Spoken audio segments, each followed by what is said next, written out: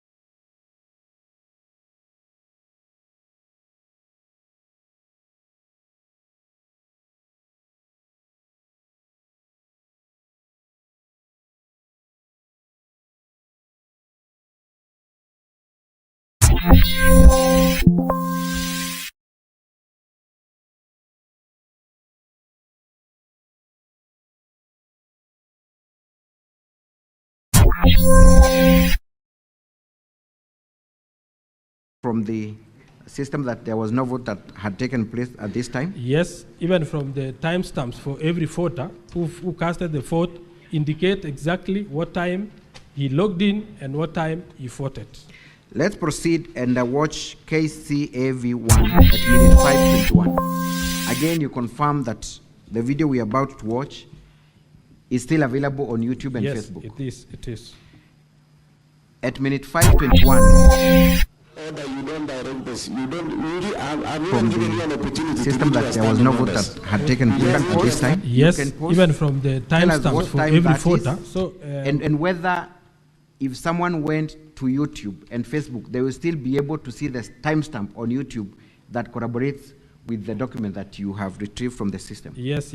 From my time at the timestamp on the YouTube live, the time is at 19:15. Which means 19:15 because the YouTube time doesn't include the seconds on the time. And I want to refer the honorable senators to our page 29 of our document. Page 30. Page 29. Page 29. So as at 6 minutes, which is based on the time which is on the YouTube, you can identify that time. It is not really visible, but it's a real-time time on the YouTube. At 19:15:29, I want us to see on our votes. We go up to page 30. That is the voter from Tendeno Soget who was casting his vote at 19:15:29. When we count the number of votes as at that time, 1, 2, 3, 4, 5 was 6 votes in the system. Within the same 19:15, because the YouTube doesn't include the seconds, we also received 2 additional votes, which was from a nominated member and a member from Jiljila. That is what summarized the votes within that time of 19:15. Thank you. Let's watch KCAV1, minute 9:51. Rather 19:51. Yeah, minute 9:51, sorry.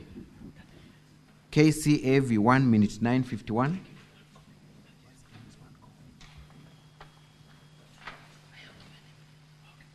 Those who don't. 9:51.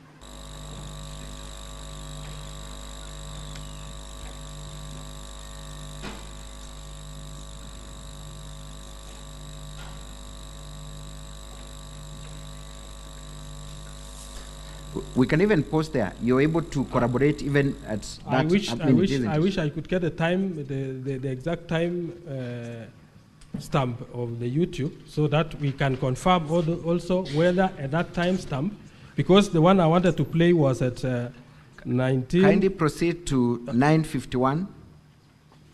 9:51 was displaying the results of 21 votes, and that was at 19:56.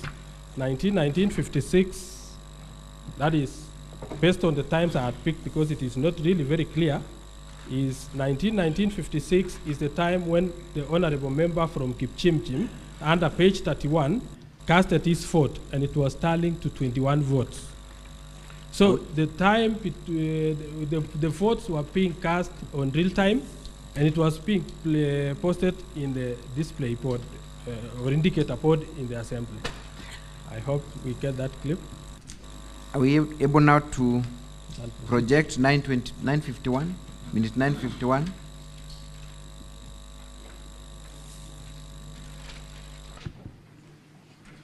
May, for the convenience of the assembly, direct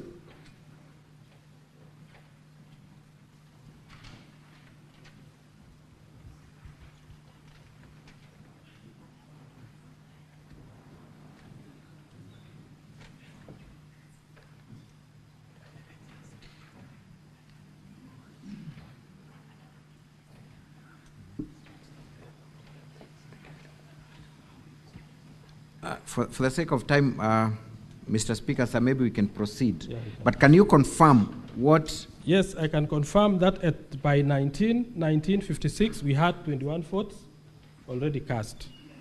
And is that corroborated from the indicator board available at the Assembly? Yes, in the YouTube and the Facebook page. Let's go to KCAV 1 minute 1418, kindly. That should be the last vote that was cast. That was cast. 1418. For the convenience of Minute 1418.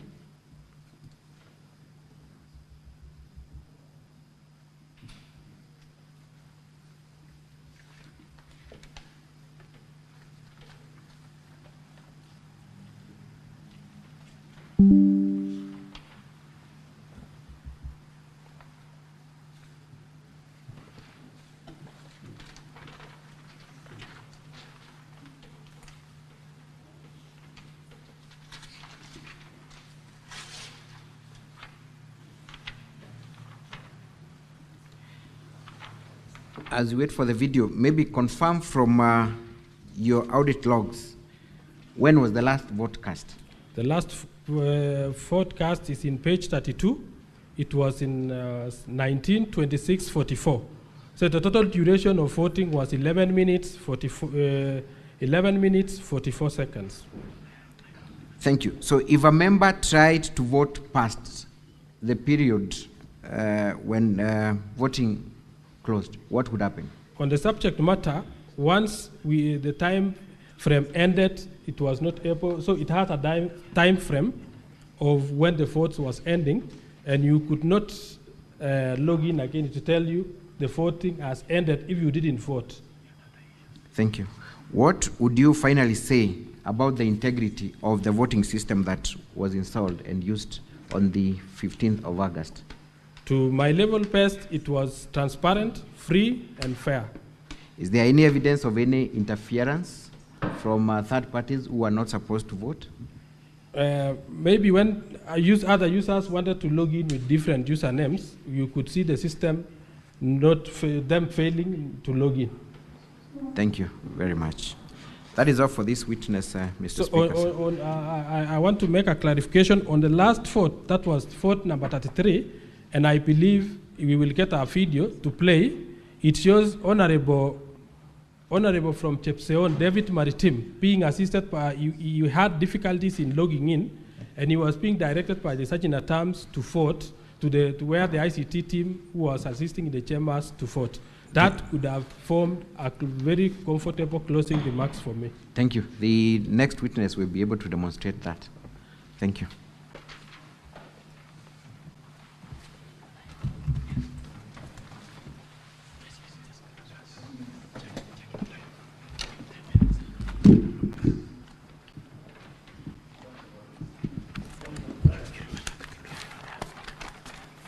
Counsel for the County Assembly, you are done with the evidence in chief for this witness?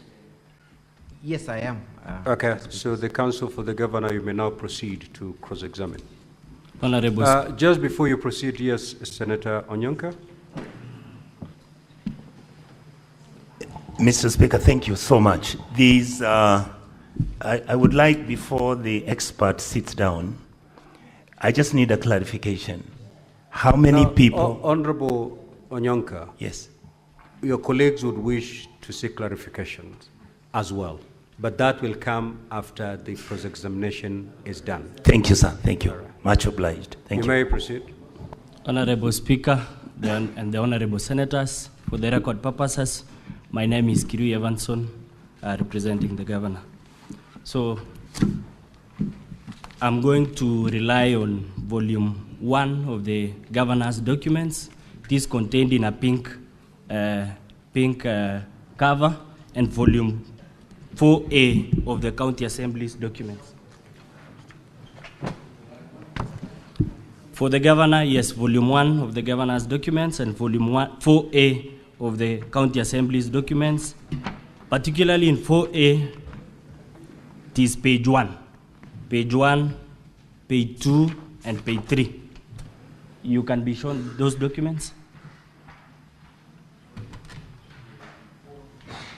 volume 4A, page 123, the list for computers. You can show him. Someone can show him the document. Yes. Volume 4A.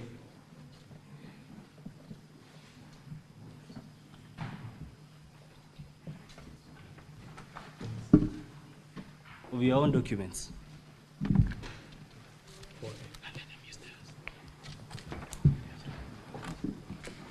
Page 1. Kindly confirm that that is the list of members that received the laptops in September 2024. Yes, I confirm. You confirm that list has ID numbers for the members. Yes, I do. So as from September 2024, you had the ID numbers for the members. You are wrong, because I had the details of all these members when they were sworn into the assembly. So you had all the details of these members, including the IPPD numbers and the ID numbers? Yes, as Okay, the system administrator. thank you. So you had the ID numbers and the IPPD numbers? Yes. I That is want- why. I want you when to look look- at the same volume. I didn't miss to under number 4, page 4 of the same volume. 4. No, I'm referring to page 1, 2, 3. I'm concerned with only those pages. Because you have the- confirmed what I wanted to know. Yes. Thank you. Okay. So let's go to page 259 of volume 1 of the governor's documents. Page 259.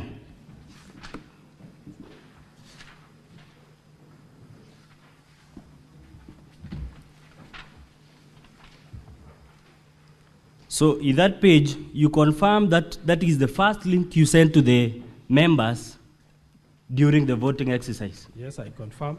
And that link contained all the IPPD numbers for the members. True. Okay.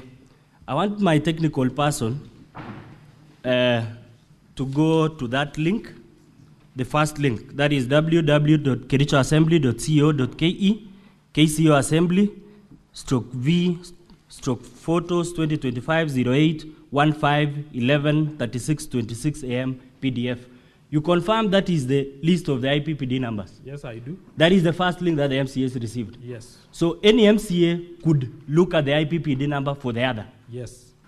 Okay. I'm concerned particularly for two members, that is the member appearing at number 35 in that list.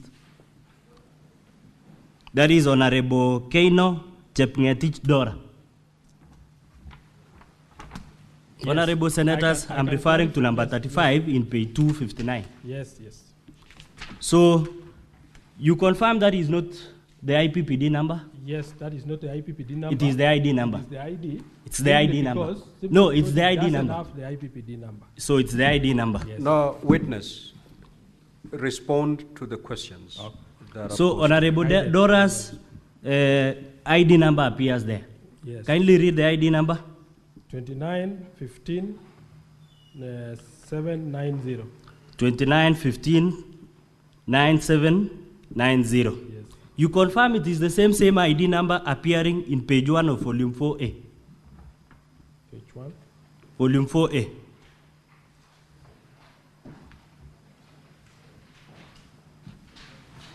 Volume 4A, page she's appearing at page 2, number 36. Yes. So I want my technical person to use the link that we were using yesterday with this witness and input these details as the logins. So the username for Dora Keino, use 2915 being the ID number, 2915 9790. Yes. And the ID number also, 2915 9790 as the password. Yes. You confirm that I can log in. That is why we say it's available. So I can still log in. You can still log in, but you can't. So if I had the ID number of Dora that day, I could log in and vote on her behalf. The reason why we issued the username and password. Kindly answer the question. So if I had the ID number for Dora that day, and the ID number as the username and the ID number as the password, you confirm that I could have voted. Since that is a public IP link. Yes, I can confirm. So you can confirm that I could have voted that day. I want us to go to the next person, being Honorable Paul B. Yes. Honorable Paul B. His ID IPPD number, I'm referring to page, this is Paul B, page 104A, page 104A, number 15. The ID number is 100-13791. Kindly confirm. I confirm. You confirm. You confirm also that is the number indicated in page 259 of volume 1 of the governor's bundle of documents, Honorable Paul Kipto B. That is the username indicated. Yes, I confirm. Kindly, my technical person, indicate that the ID number being 100-13791 as the username, and the password being the same ID number. So you confirm that also, if I had the ID number for Honorable Paul B, I could have voted. Yes. You confirm that? Yes. So as the ICT personnel, you have had all these ID numbers from the inception or the swearing in of these members. That means as an ICT person, you could access using the login credentials of those MCAs and vote. I'm a custodian of this information, and it is either yes or no. You have the ID number? For integrity reasons, no. For integrity reasons, but if you are not, we cannot confirm if you have integrity. We cannot. We cannot. So if you are not a person of integrity, could you have voted? As a system admin, I was logged into the system. I couldn't have voted. You couldn't have voted, but someone else with that link and the ID numbers could have voted. True. True. That is all for this witness. At the end of your presentation yesterday, you were to do a demo. Why didn't you do the demo? Our time is short. So your time was short. Yes. You confirmed that yesterday there was a Senate demo that was indicated in your system. We had a different. In fact, that is where I can explain. Did you have a Senate demo in your system yesterday? I had created. We only fought. You had created a Senate demo. You had created line. a Senate demo. It was on a different link. On a different link. Yes. A Senate demo, Yes. right? You confirmed that that Senate demo was not presented because some people voted before you could present that link. Because it was for demo, we hadn't changed the login details. So I realized somebody had logged in. So somebody outside the assembly had logged in and voted. Not outside. Honorable P, Kibro B, yes, and Honorable Rogon. Somebody used their credentials to log in. So it means all these honorable senators could also access that system on that voting day and vote for any member. When the motion is active, we only activate for a period of 10 minutes or 15 minutes. Now let's go to the time. You have taken me there. Let's go to your volume 2, the login. What period did the voting take? 11 minutes, 44 seconds. For 11 minutes? 44 seconds. You confirm that the standing orders 77-4 of the County Assembly of Kericho provides that it is only for 5 minutes, that voting. I confirm. You confirm that it should be 5 minutes. But with the extension of the speaker, which is in the Hansard, he extended additional 2 minutes. So additional 2 minutes will make it 7, not 11, right? When additional 2 minutes was added, there was, it's called loud consultation, or there was some commotion. No. This is a voting link, consultations. You can confirm from the Hansard. So it took 11 minutes. It took 11 minutes. The standing order says it should take 5 minutes. When did the voting deadline indicated is? The voting deadline? Yes, indicated in your documents is 8:58. That was just, so for the real voting, we had created a motion in advance. We didn't know exactly what time the question would be put. So you just confirmed that the voting deadline was 8:58 and not 7:26 when the last vote was cast. When the speaker ordered that the time for voting has ended, the session for voting ended, and then it closed. What was happening between this period, between 7:26 and 8:58? Between? 7:26 when the last vote was casted and when the voting deadline is indicated. Nothing happened because once the last vote was recorded, we closed the votes. So, And the commotion started in the assembly, everybody went on his way. you can also confirm from your audit logs that there are no IP addresses. They are. Are there any IP addresses? Yes, I can. I want you to look at your logins, page 1 to 40. Particularly, let's go to page 16. Page 16. Page 16 of volume 4A of the County Assembly's documents. Our IP addresses are in page 29 of our document. No, I'm referring to the audit logs. Should audit logs have IP addresses? No. They should not have. Yes. You have answered my question. So I'll still tell you that anyone else outside the assembly could have voted that day. You confirm? Based on No, anyone else the based. IP addresses that has been used specifically to vote on here are from our own No, gadgets within the assembly. our own voters. from your testimony of the ID numbers and the IPPD numbers, anybody else with that link could have voted that Yes, day. yes. Thank you.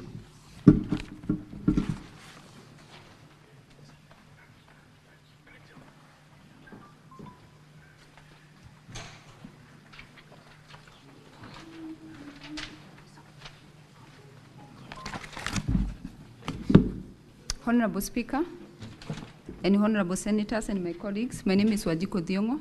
I represent the governor. I'll pick it up from where my colleague has stopped. Alfred, I will refer you to your affidavit, which is in your volume 2. And it is your testimony, as my colleague was cross-examining you, that the username was the IPPD numbers, Yes. and the password was the ID. Yes. Is that correct? Correct. I refer you to paragraph 11 of your affidavit, and it is your testimony that, Oui. his affidavit is on page 81. Learning from page 79, but I'm referring to page 81, paragraph 11. The Assembly Battle, volume 2. It has the affidavit of the witness. Volume 2 of the Assembly Battle. Page 81, paragraph 11. Alfred, is your testimony that the electronic voting was rolled out following the amendment in the standing orders. Is that correct? Yes. When exactly was this electronic voting framework become live or become available for voting? It is only the time when we got the first division in the assembly, which happens by coincidence. It became the impeachment No, it's okay. of the government. As you are the ICT, from the ICT department, when did you develop this system of electronic voting? Was it on the material day, or We have been working on it. when because did it become available? A specific date? So it became available for the voting 2 days to voting. That So- is when we created the link, when we were testing whether the members. So it became could- available 2 days before the voting. Yes. You can then confirm that the members of the assembly did not have the opportunity to interact with their system prior to this voting. Yes, I do. And it was the first time it was used. They have been using other systems in the assembly. To take that further, you can confirm there was no opportunity for the MCAs to then develop their personal password or change the password before any activity is undertaken. I confirm because the standing orders gives only 5 minutes for voting. It's okay. Was there opportunity to change the password, yes or no? No. There was no opportunity. So that, if I take you back to your paragraph 4, Honorable Senators, it's on page 79 of the same bundle. When, at paragraph 4, you take it down to paragraph D, 4D, when you indicate that the platform then would be utilized to supply for voting, but when you go back to B, it would be utilized for attendance of register and circulation of order papers, had the system been utilized to circulate the motion for this particular issue, for the impeachment of the governor? Was the system used to circulate the so motion? that is our internal, from my affidavit, I have indicated that we have been using a financial management operation system that had... Let's all go these to paragraph B2. Yes. Circulation of order papers and Yes. committee reports. Yes. Was the system utilized to supply the papers for this particular motion during that Order day? Yes. It was utilized? Yes. Have you adduced evidence to that? I didn't, but... You did not. Yes. It's also your testimony that under the bundle,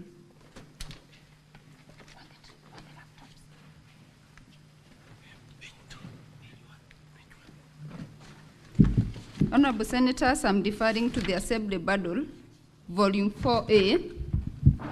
This is the list of the members who received the laptops. Kindly confirm from that list there is no information on it, on training of electronic voting to the MCAs from that list on the face of it. Yeah, there is no. There is no also content of the training course, which in your testimony previously, you had said they had been undertaken through several trainings. Yes. Have you given us the training course tabulating the content which they had been trained on? No.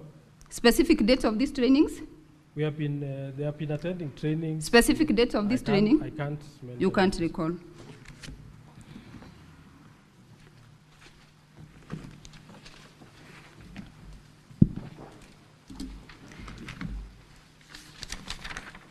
We can move to the logs, which is in paragraph, the same volume 4A.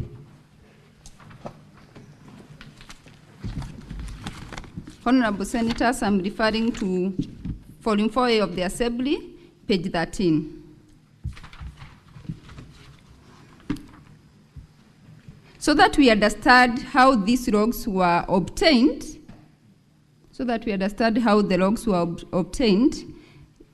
when your lawyer was submitting in the preliminary objection, he indicated that your team got into the system, Yes. copied the logs, Yes. pasted somewhere, and you printed out. Do you stand by that Very true. testimony? Yes.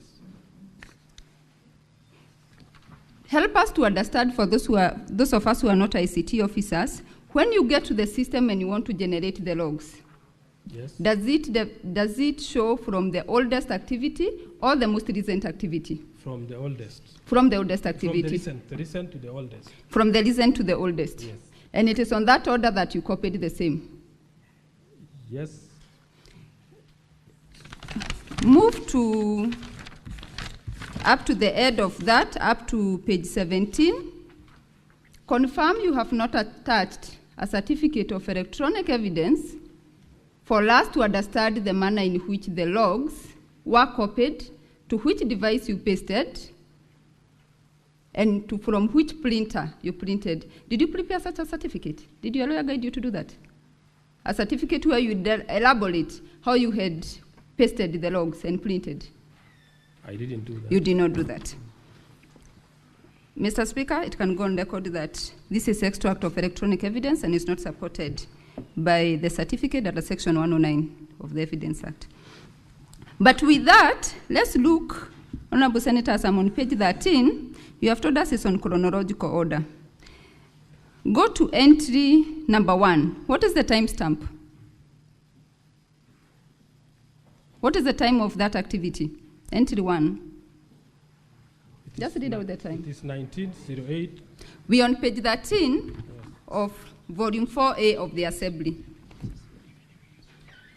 Yes, it is 1908-48. 1908-48. What is the next time? On entry number 2? 1936-06. 1936-06. Entry number 3? 26-44. Explain to us that chronology, that they do not follow each other. From 1 to 3, just reading on the face of it, it starts from 1908, goes to 1936, we go back to 1926. That chronology, as you told us, is from, you had said it's from the oldest. Yeah, but that was copying. That was just... That was copying. Yes. So in copying, then you had some leeway in editing of which comes first and which comes next. No. Then where doesn't the chronology come? Anyway, we can confirm that the chronology lacks from, even on the face of it, from entry number 1 to number 3.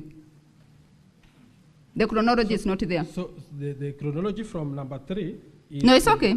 Chronology number 1 to 3, is it, as you had said, is systematic? From oldest to the, or there is a mix-up? There is a mix-up. There's a mix-up. It's also your testimony that the system was developed internally by the assembly, Yes. your department. Yes. Can you confirm you have not adduced before this House the system security certificates for them to build a confidence in your system? You have not produced those certificates. Standing orders cover us in that, in terms of... It's okay. We are before the Senate. Do you have those certificates for this system? We rely on the standing orders. You rely on the standing order, so you don't have them. Have you ever tried the penetration test to your system to see what my colleague was alluding to, that anyone who had the user ID and the ID numbers from wherever they were in this country, they could log in, vote, and get out? Do you have some did you ever do some penetration test to confirm that there could be no hacking to your system? Yes, because in the assembly you have the firewall. It's okay. Do you have the test certificates before us today? No, I don't. You don't. And as I finalize then on your login, I know my colleague, Mr. Wanyama, will come in deeply to that. Confirm that it does not show us, apart from the IP address, your logs do not show us when a specific MCA gets in and when they log out. There are no logouts. Most of them didn't log out. They did not log out. Most of them. So up to now, they are still in the system. So the extract of this in here I didn't include because by the time I extracted, they didn't log out. But either way, when we go through your logs, which is on from page 13 all the way to page 17, it does not show us the logouts. Some logouts are there. Some logouts are there? Yes. Okay.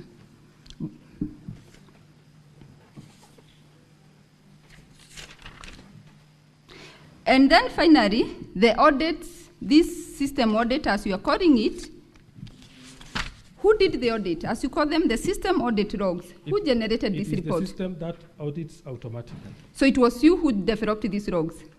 It is generated by the system. By yourself? You are the one who went to the system and printed it out? Yes. Did you subject it to a third-party audit for them to give us a third-party opinion, expert opinion, that indeed this is what is in the system? Was it subjected to a third-party audit? No. It was not. And as I wind up then, you have been shown, or your lawyer may have shown you, affidavit of allowed 17, 18 MCAs who allege to have not voted. You are aware of that? As you stand here, you are aware that the 18 MCAs saying they have not voted, or 17? The 18. The 18. Do you have any evidence from your system which you can demonstrate to us that they personally voted, not their credentials, that they are the ones, you can link them to that vote? Can you link the particular, like you are shown, that one for Dora, can you link them to that particular vote personally? No, I can't. You cannot link them to that particular vote. So that with that, let's go back to your, as we try, just one more, Honorable Senators. Well, I'm at volume 4A.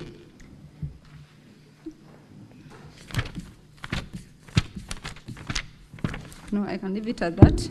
So that we wind up, let's go back then, Mr. Alfred Colil, to your paragraph 2.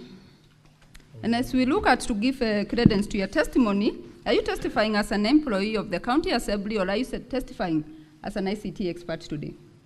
As an employee of the County Assembly and system admin. A system admin? Yes. So you confirm you're not an ICT expert? Are you an ICT expert, yes or no? No. You are not an ICT expert. But anyway, let's look at your paragraph 2, as you claim you are the system, you said you are system administrator? Yes. Let's look at your paragraph 2, and you say that you have bachelor's degree in business management. I'm sorry. This is the affidavit of Colil. It's in volume 2 of the Assembly.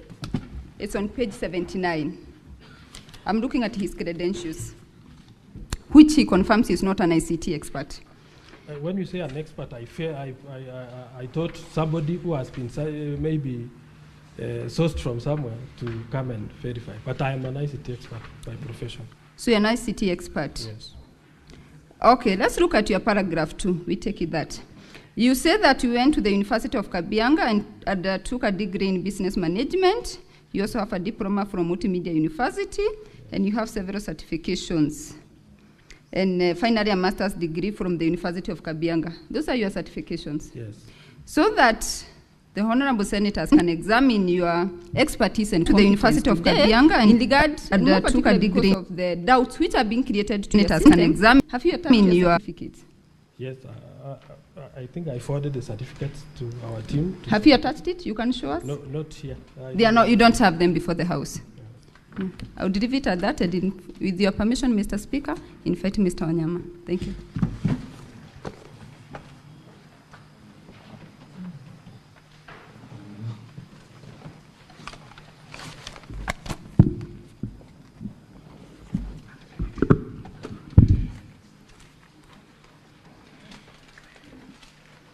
Can you again remind us the qualifications that you have on the ICT sector? I have a degree in business information systems. Business information system, eh? Yes. Okay.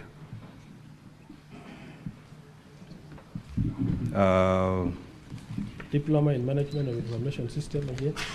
Uh-huh. From Multimedia University. Witness, can you be loud enough? So I have a degree in business information system from University of Kabianga. I have a diploma in management of information system from, it was Kenya College of Communication Technology, currently Multimedia University. I am also at level, I have done section 4 of CASNEP. It was formerly called CICT. That is when I stopped doing the CASNEP exam. Okay. Are you aware of the government of Kenya's policy in respect to development and hosting of domains? Yes, I am. Which is the policy? It should be hosted with the geo.ke, the government platform. Okay, which is the policy? We will come to the domain number, the geo.ke protocol, which is the policy that governs the creation of ICT issues, including you as a developer going to host a website, developing it, deploying it for the application for usage. Which is the government policy on that? I'm not very sure about that. You're not very sure. Are you aware, and you have just mentioned it, are you aware that the government of Kenya has prohibited the hosting of our data abroad unless there is sufficient safeguards put in place for data protection? Are you aware of that policy? Not aware, but our official website is hosted with ICT Authority of Kenya. Which is? Which is? Yeah. Which is the domain that you say is hosted by the ICT Authority of Kenya? That Kericho is extremely Assembly. Important. Kericho Assembly.go.ke. Kericho Assembly .go.ke. .go.ke. Yes. That is the official county assembly domain that is hosted by the county, by the ICT Authority. Is that correct? Yes. Now, if you go to your website, which platform are you using? Is it the .co.ke protocol? I can confirm that .co.ke protocol platform is for our internal system, for management of our internal affairs. And that is the one that I'm concerned about. Yes. How was that system procured? We worked on it. It's our inbuilt system. Inbuilt system, eh? Yes. You're sure that you worked on it? Yes. Are you sure about that? Very sure. And you are the user? Of the system. The finance team and the other teams are the users. The users of the system? Yes. You are not the user of this system? I don't understand properly the meaning of the user. As you define. I'm the system admin to that. You are the system administrator, right? Mm-hmm. Yes. And as this system administrator, what are you supposed to do? To allocate the rights to users to manage all the processes within that system. Who allocates you rights as a user? As a system admin, Sorry, as a system admin, who allocates you rights as a system admin? Who? it is the system admin who has the super rights to the system. You have the super rights. Yes. And who creates this system? I have a team. You have a team. Yes. Where is it hosted? We host with Host Pinnacle. Host Pinnacle. Yes. Uh-huh. This is important. What is Host Pinnacle? It is a hosting site. It's a hosting site. Eh? Yes. Where is this Host Pinnacle located? Is it a public institution or a private institution? A private institution. A private institution. Eh? This hosting of data from the county assembly by a private site, and you've confirmed Pinnacle Limited is a private institution. How was that procured? How did you procure the service of hosting your site with a private entity, despite the government of Kenya's policies on data protection? How did you do that? Did you procure for this service with this Pinnacle company, a private entity, to host very important information on the impeachment of a governor? Did you do that? Not for the impeachment of the governor. Uh-huh. It is for hosting our internal management system. Hosting the internal management system, Yes. which is a web-based system. Is that correct? Yes. And that application for voting was tied to that system. Yes, Is that correct? it's correct. So the question is, how did you procure an application for voting is tied to a system that is hosted in a private site? How did you procure for that system? And remember, these are members of the county assembly. You have their confidential data, IPPD number and ID number. Do you have a service level agreement with this private company that ran this platform? Yes, we have. Where do you have it before? I didn't know it will be needed. You didn't know it will be needed. Eh? Yes. Now that you have confirmed that you have, how did you procure? Did you procure their services in accordance with the provisions of the Public Procurement and Disposals Act? We just paid for the site, for the space, direct. You used public funds to pay for the Not the public hosting funds. without procurement. In fact, we use because the hosting fee is not much, Uh-huh. we paid directly. I paid directly, personally. From your private sources. Yes. You paid from your private sources to host a government activity in a private site. That's your testimony? Because Then we of move on the to the speed. next. You know, the ICT authority don't charge us to host there, but sometimes the downtime is too real. So we may have, even the website you may have seen, at some point it is. Just explain, okay, just explain, because that issue is very significant, Mr. Speaker. Just explain the safeguards that you have with this private entity that is hosting confidential data of MCS. Do you have any service level agreement? Yes, I have said we have the service level. What safeguards do they have on data protection? I think I can get even from the website. No, from your own. You can tell us. You are before the Senate. Yes. What safeguards? You are the ICT experts. Remember, we are lawyers. We Yes. want to know. We want to come into your world and you tell us what safeguards do we have to ensure that the confidential data of MCS is not used by anyone else? Nobody can access unless he has the rights to our site. Have you gotten approval of the data commissioner in this regard? As We required by the law? relied really on the standing orders. No. Have you gotten the approval of in terms of data protection of the data commissioner for purposes of you giving out this private data of MCS, which they use for voting to a private entity? If it's a yes or no answer? No. Do you know this private entity? Is it a Kenyan company or a foreign company?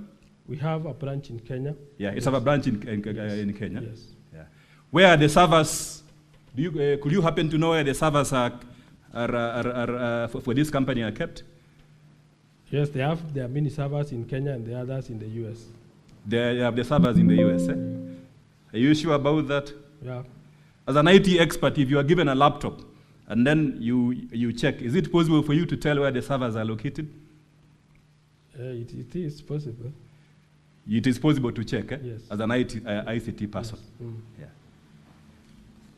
Have you checked to confirm where these servers are located? I will make sure I confirm. Apart Have from you knowing confirmed? that we have the host. Are you aware that the servers are actually hosted in Germany? Yes, I'm aware from the previous findings that I had. That the servers are actually hosted in Germany? Yes. And do you know the person who hosts this private MCS data in Germany? I don't. You don't, eh? Yes. And you say that you have a service level agreement with this private company, Yes. and they are supposed to be telling you all this. You are the ICT person. When we will request for that information, they will. And you are not aware.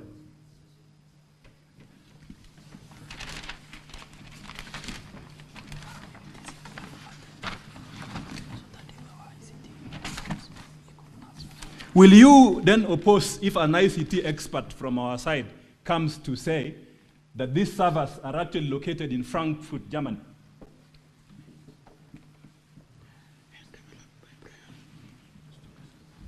Frankfurt, Germany, and they are developed by a person known as Brian Njeru.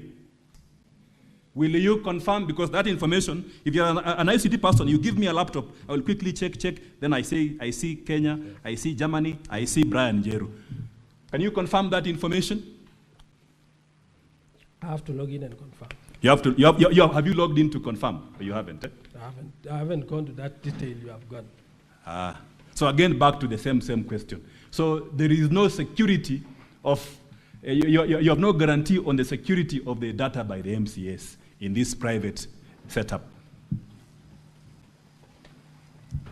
You have no guarantee, right? I choose not to answer that. Okay. The senators have heard it.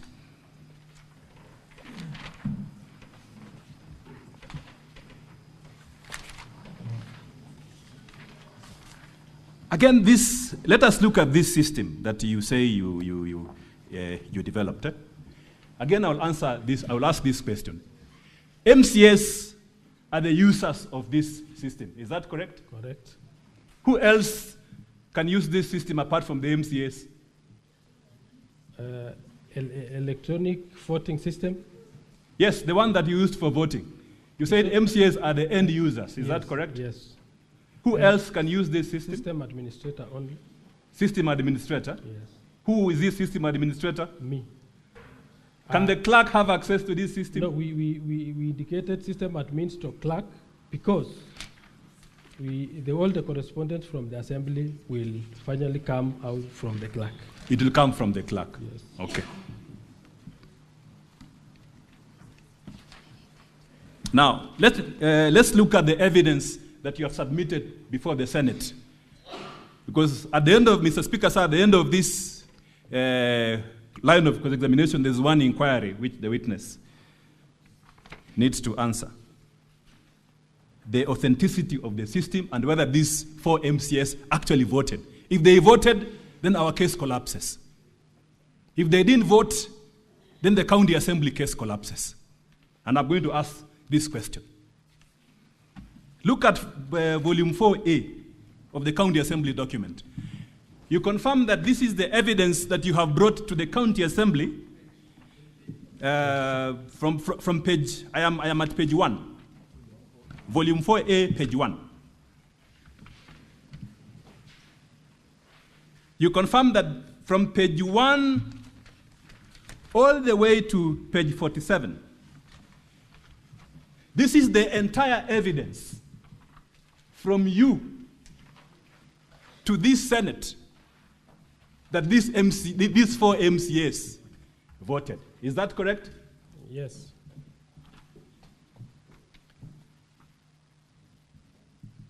Secondly, you confirm that you are a very important witness in this Senate on that question. Do you confirm that? That that for the Senate to believe anyone, then you are an important witness in this Senate for that question. Yes. Do you confirm that? Yes. So at page 1 and 2, and page 1, 2, 3 of volume 4A,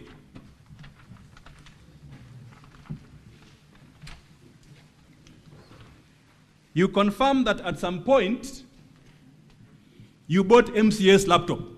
Yes. All of them. Only two didn't. Only two didn't have. Yes, Who? yeah. Honorable Vincent and Honorable Speaker. Honorable Vincent, did he vote? Yes. He voted which side?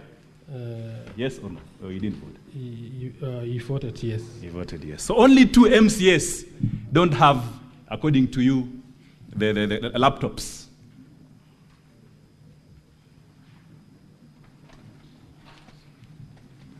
And in your testimony, this is important, you confirm that at the county assembly premises, there is no place where you can place a laptop. Yes, I can confirm. That you can, there's nowhere you can place a laptop. Eh? Yes. Thank you.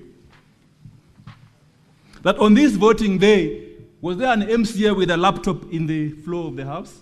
ICT officers were inside you were the there. chambers. I wasn't there. You are not I was there? not in the chambers. So you can't tell. If you can't tell, I'll move on. I can't tell. You cannot tell. I'll move on. So where were you? You said you were not there. Where were you? I was in a different office. In a different office. Monitoring whether members are able to log in. Members are able to log in. Eh? Yes. Second question before I go to the third question.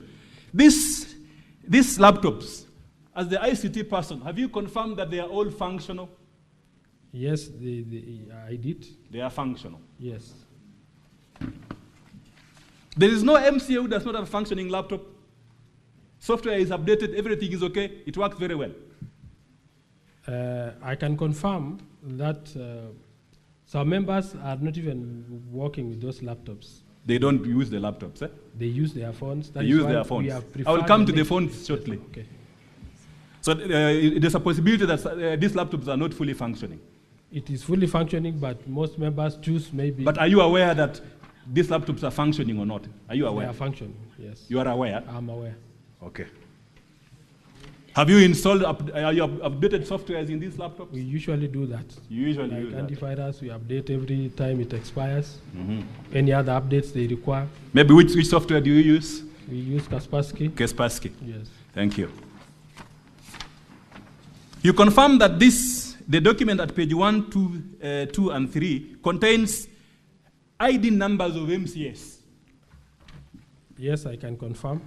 And you confirm that under the data protection laws, ID numbers are confidential information. Because it was for internal issues. Wait. Yes. Do you confirm that ID numbers are confidential information? Yes, I do. Okay. And for this system that you say you created, these ID numbers were the passwords to this system for voting. Do you confirm that? Yes, I do. And what was the username for the ID is publicly available. What was the username? For an MCA? IPPD number. The IPPD number. Are these IPPD numbers the one in page 4 of volume 4A of IPPD numbers? Yes. Okay. Again, you confirm that both the password and the IPPD numbers for each MCA are publicly available. Publicly available, it is in your database. We have them. They are publicly available to members of staff of Kericho County Assembly.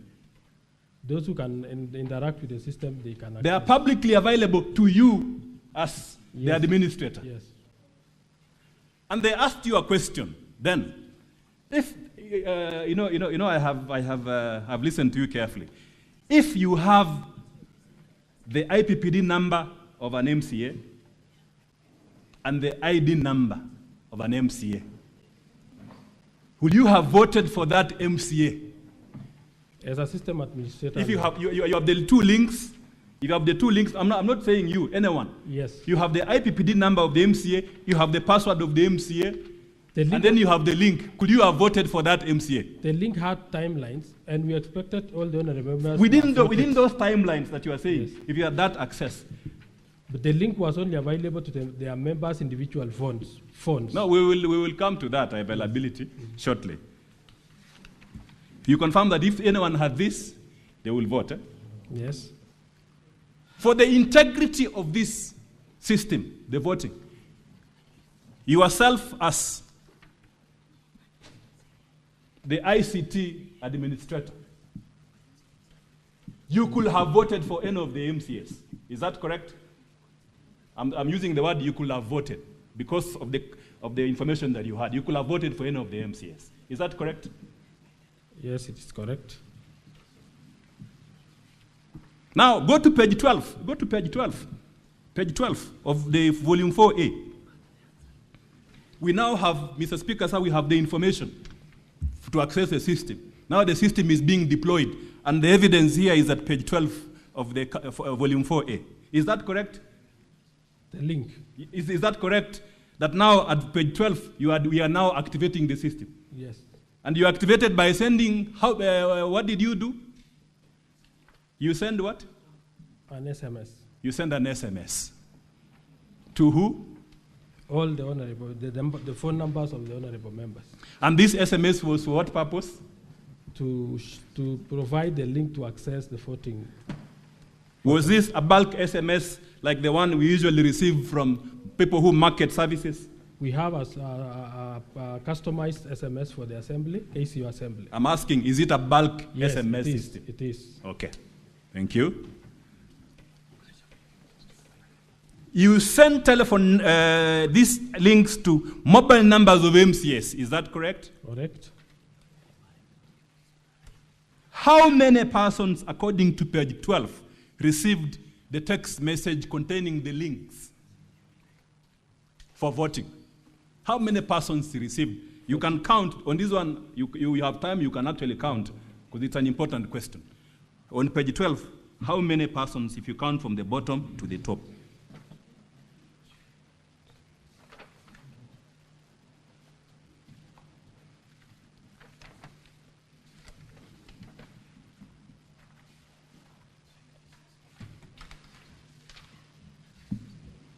Eight. 48. And how many members of the county assembly are there? 47. 47. Who was the 48th person that received a link to vote? Me as the system administrator. You received a link to vote as a system administrator. To confirm whether the link was opening.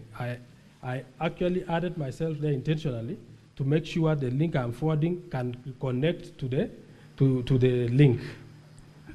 You know, help me understand this. You're already the administrator. Yes. You have all these full rights to access the system. Yes. Right? Why would you need a link? To confirm whether the message I sent is really, the link attached to that message is really working. But you had access to the system anyway. Yes. As the administrator, anytime yes. You had access to the system. Let's focus on these 4 MCAs. Let's focus on them throughout. We'll focus on them because ultimately I'm going to finish with an important observation and a question. Did these 4 MCAs also receive a link to vote? And who are they that that have disputed? Who are these 4 MCAs that have disputed they never voted? And but instead someone voted for them. Who are they? Honorable Pasuben. Honorable Hilary Pasuben. Honorable Hilary Pasuben. Honorable, what is full name? Hilary Kibet Pasuben. He is the one that appears at page 27, volume 4A, that's 27, right? Page 27, volume 4A. Is that correct? Let me confirm. Yeah, go to volume 4A at page 27. Yes. You are saying these are his results, that he voted yes? Yes. Okay. And then the next MCA is who? Amos Birir. Amos? Birir. Birir. What is his full name? Amos Birir Kimutai. Then the third MCA? Martin Cheriot Kiplangat. And who is the fourth MCA? Etna Chepkuri Etna Tanui. Okay. This is very important. Were they, are you aware if their telephone numbers were linked to the laptops? Linked to? Yeah, their telephones were linked to the laptops, or they were operating it from, they were operating the voting from their phones. Because there are instances where I can link my phone to the laptop, then I operate it from there. There are instances where I just need to use my phone, which has internet access. Yes. So which is which? I was not in the chambers. I can't confirm. You cannot confirm. Huh? Yes. And but you are an important witness in this Senate. Okay.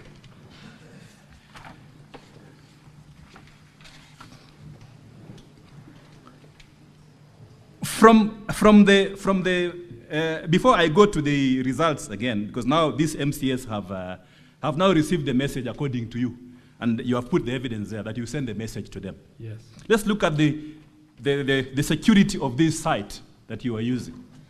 The security of the site. Yes. Have you ever done any penetration tests on this site to demonstrate that it's secure? That one I can. Penetration sites. You know, I handle the presidential election petition, and we had an issue on ICT. Yes. So there's something about penetration sites. You know about them? I know. Yes. In this system, did you do penetration tests to confirm that it's a very secure system, and we are ready to deploy it? We confirmed because the Did you do penetration tests? No, we didn't. You didn't. Eh? So you don't have any report on the security of the system. Yes. Training of MCAs. According to the ICT protocols, the policy that you said you have not read, or have you read the policy on ICT, on deploying of technology and applications? There's an important aspect of training that you are aware. Is that correct? Were MCAs adequately trained on how to use this system? And where is the evidence of the training? Because training is an important part of system application and development. Were MCAs adequately trained on this system? We had trained them on the internal system. On the internal system. What about the voting system? The voting system was too easy to understand, and we are using the same platform. You are an ICT person. Yes. Do we all have the same knowledge as you? We all MCAs ICT we provided personnel? the guide on how they could vote through that link. Why is there a requirement that training must be done? To build the capacity. To build the capacity of the use of the system. Yes. What about the manual? Do you have a manual that shows how this system is supposed to be used? User manual. The user manual. Do you have a user manual? We show the Senate here, the House, the upper chamber, that this is the user manual. These MCAs were trained. They are lying to the Senate. They were trained. Do you have it before the Senate? No, I don't. You don't have. Now let's come to the penultimate question. And this is a bit technical. You will help us to understand.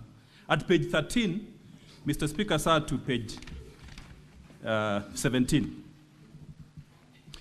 of volume 4A. This is the penultimate question, and it will tell you where the fraud is. If you have sent me a message to my phone, yes, and that phone has access to internet, yes, right? Then I was expected to vote using the phone. yes, Is there Wi-Fi in the county assembly? yes, we have. Are you aware whether the speaker made arrangement, had informed members that they are going to use the phone, that they are going to use electronic voting, so that all of them carry their phone to their chambers? Are you aware? If you're not aware, we'll move The on. standing orders dictates that. Are you aware that at some point some MCAs stood up on division and say, we are standing up, and they made the requisite majority, and therefore the speaker ought not to have used electronic voting? Are you aware of that? I'm not aware. You are not aware. So let's come back to what you are aware. When you send me a link to a phone, and that phone is internet-based, Yes. I can actually vote. Yes. What if the phone does not have internet? We have the internet in the assembly. Okay, are there phones which are not internet-based? Is Mlikamwizi internet-based? No. It's not, no, right? Yes. Now, when I vote, when I actually vote, and Mr. Speaker, sir, this is the only evidence that someone voted.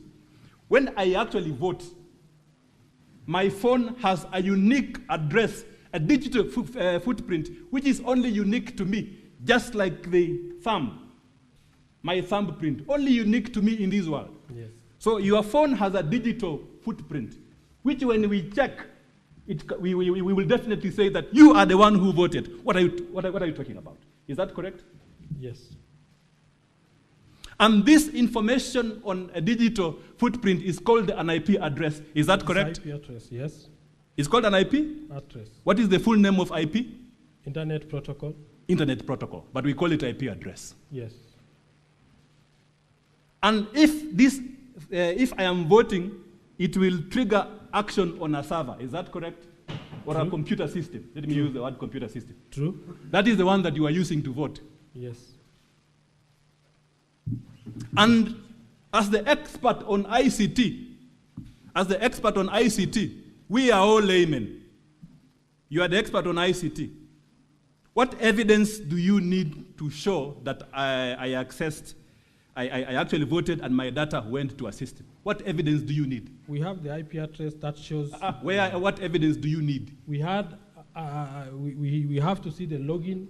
Login. Hold on there. Yes. So you are saying that, of necessity, for any evidence to be correct that someone voted, he must have logged in. Then you must have logged in. Yes. And when you log in, you leave in a digital footprint. Yes. And this digital footprint, later on, you can access them by way of system logs. Yes. Thank you. Thank you very much. System logs. Are these the logs in page 13, 14, 15, and 16? Yes. The one which you say is evidence that these 4 MCAs voted? Yes. Thank you. What are the characteristics of a log, a computer log? If I look at a computer log, remember I've seen these computer logs before. If I look at a computer log, and I want to, I tell my neighbor and colleague, these are computer logs. What shall I expect to see in those logs? The username. Username. Time you logged in. No, let's start with the first information. Yes. What is the first information in accordance with the ICT protocols? Username. Uh-huh. By the way, you said that you are the one, before we answer that question, you are the one who developed this system. Eh? Yeah, we did. With your team. Eh? Yes. What computer programming code were you using? The computer language? PHP and PHP, Station. not Yes. Java? Not Java. Thank you very much. So you are familiar with these codes. Yeah. Should the codes contain a timestamp? Yes, it should. If someone has access to the system, will it show their names? Names as in. From a computer technology perspective, yes. Will the logs show their names or the details that you put in before? That is the IPPD number and the So the ID. IPPD number. IPPD number only, not the password, right? Not the password. Not the password. Yes. The IPPD number. Yes, Is the IPPD number in this? Yes, it is. Thank you. Will it show the names of persons in accordance with the computer programming language that you say you used? Can it show a name of an individual? Under the audit log, it doesn't show, but in the. Just wait yes. first. The audit, I'm looking at the audit. Yes. The audit, do they show or not? When you log in. When you log in. Yes. When you check from the system, can they tell that Peter Wanyama accessed this system? It shows the IPPD number. Only That the will- IPPD number. that will So link- my question is, why is it from your audit logs, you have names of individuals that appear? For example, you have Peter, who appears 7 times in a computer-generated logs.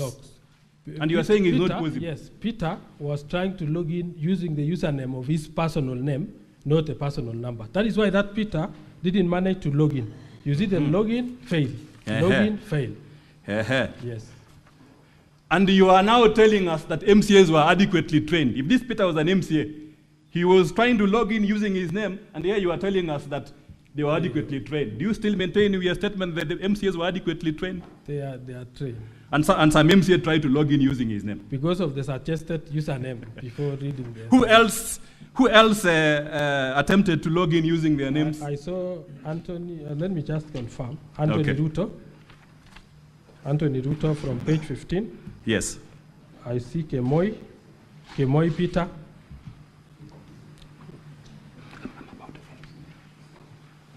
As we finish my time, just my time, I want to ask you these questions as I finish.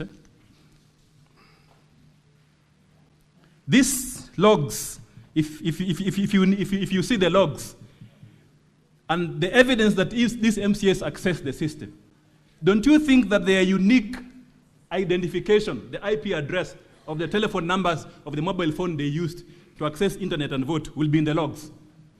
Not in the logs. Is it your testimony before this House that the IP address of these MCAs who accessed the system cannot be in the logs? It did not. Yes, that is my.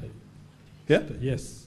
It ought not to be in the logs, or it ought to be. Not to be in the logs. It ought not to be in the logs. But in the real in the voting that they did. No, I'm just asking a simple question. Yes. If I have accessed this system and the system has generated a report, yes, will this report show the IP address of the telephone numbers of the MCAs who voted? It shows under the detailed report. Or under the detailed report? Yes. So my question is, we are before the House of Senate. Where is this detailed report of the logs? It is in page 29. Page 29. Are these the logs that you are talking about? I'm talking about the IP No, the address. logs. The computer so the logs. don't have the computer logs are the ones you are looking at. Page 13. Confirm that the document which appears at page 13, 14, 15, and 16, you went to the system, yes, extracted what you wanted us to see, and pasted them here. Is that correct? No, I extracted all the logs, audit logs. But where are they? I'm just asking a simple question. This person's attempted to log in. Where is the IP address for each person? Because as a person who has handled electoral dispute, I can quickly see from logs that a log ought to contain the IP address. In fact, the purpose of the IP address is for security of the system. So that as the user, you can be able to tell what happens, who is trying to get into my system. Then you can trace them and say, Mr. Peter Wanyama, this is the log that he's using, this is the IP address, and I will shut him down. Is that correct? It's correct. So your logs are cut and paste. There is information in the system which you don't have before the Senate. No. Thank you.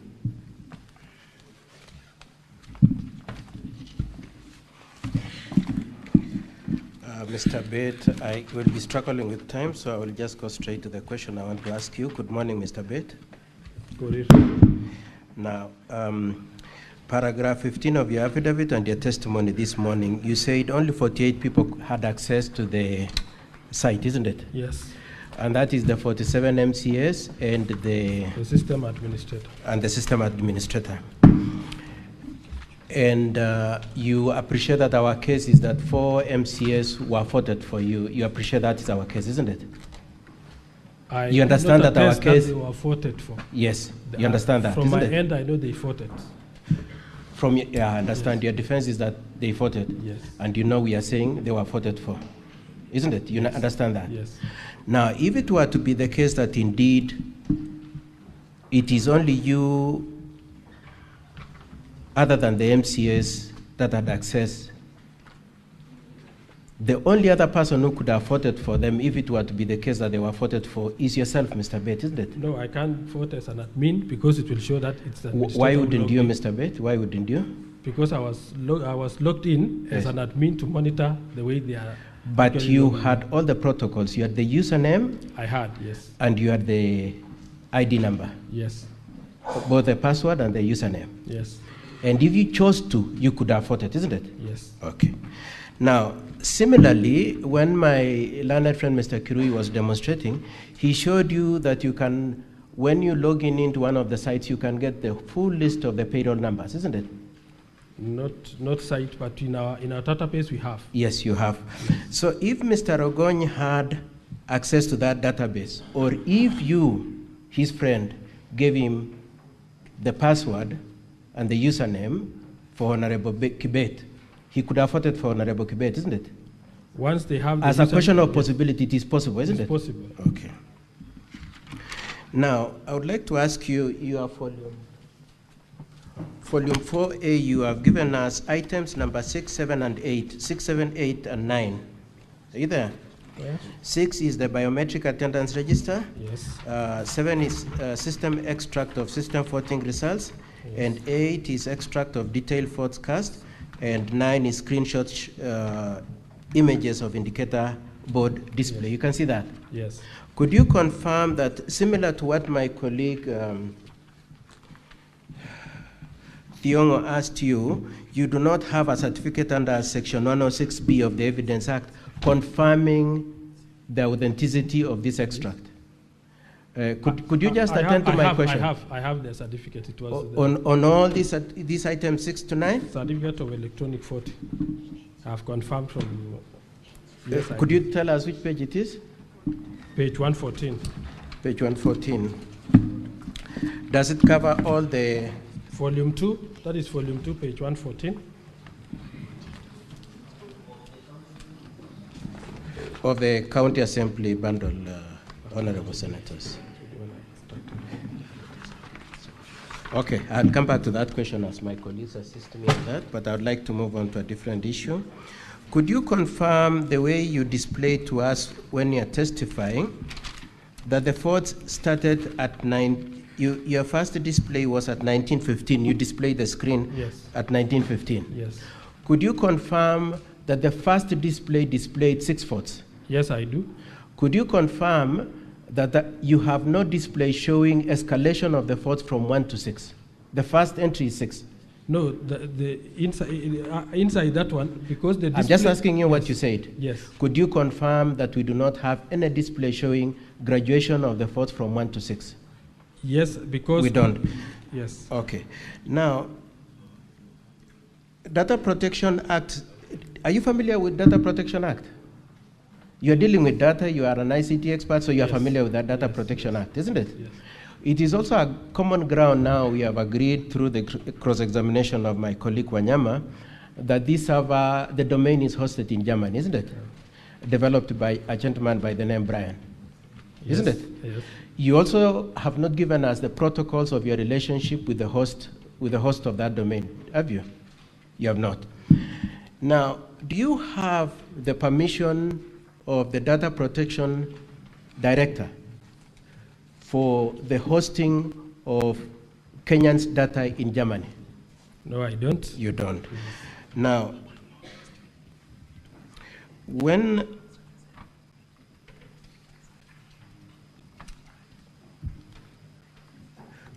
have you registered this system under Section 18 of the Data Protection Act? We relied on the standing order. Just answer my question. Have you registered it? No. Do you know the exemptions that obtain for you to be exempted from having to register under Data Protection Act? That it requires that you have employees of less than 10 people and a turnover of less than 5 million. You are aware of that? That the only way you can get exemption from registration is if you are dealing with people less than 5 and turnover of less than 5 million. You're aware of that? You're aware of that, Mr. You said you are familiar with the data protection. Yes. Do you have the exemption under any circumstances for you not to have registered to the data protection? Because it is an internal system. I've just asked you, do you have or you don't have? No, I don't have. You don't have. Now, as we speak today, you said you developed the system a day before the voting, isn't it? Not at the, we actually ran it the day before. Sorry? The system came live the day before. The day before? Yes. Now, as you were using it on the 15th of August, did you have a policy on the use of of that system, that specific system? Electronic voting, it is in the standing orders, please. Apart from the standing orders, do you have a standalone policy on how to use that electronic voting system? Is there a policy? We haven't developed the policy. Do you have a manual? We don't have. Do you have any regulations? Regarding the... Please answer, the use of electronic voting. The standing orders... Please answer my question. Do you have any regulations on the use? You don't have. Now, it is true that, Honorable Senators, I want to take you to Volume 1. Volume 1 of the Governor's Report, page 109.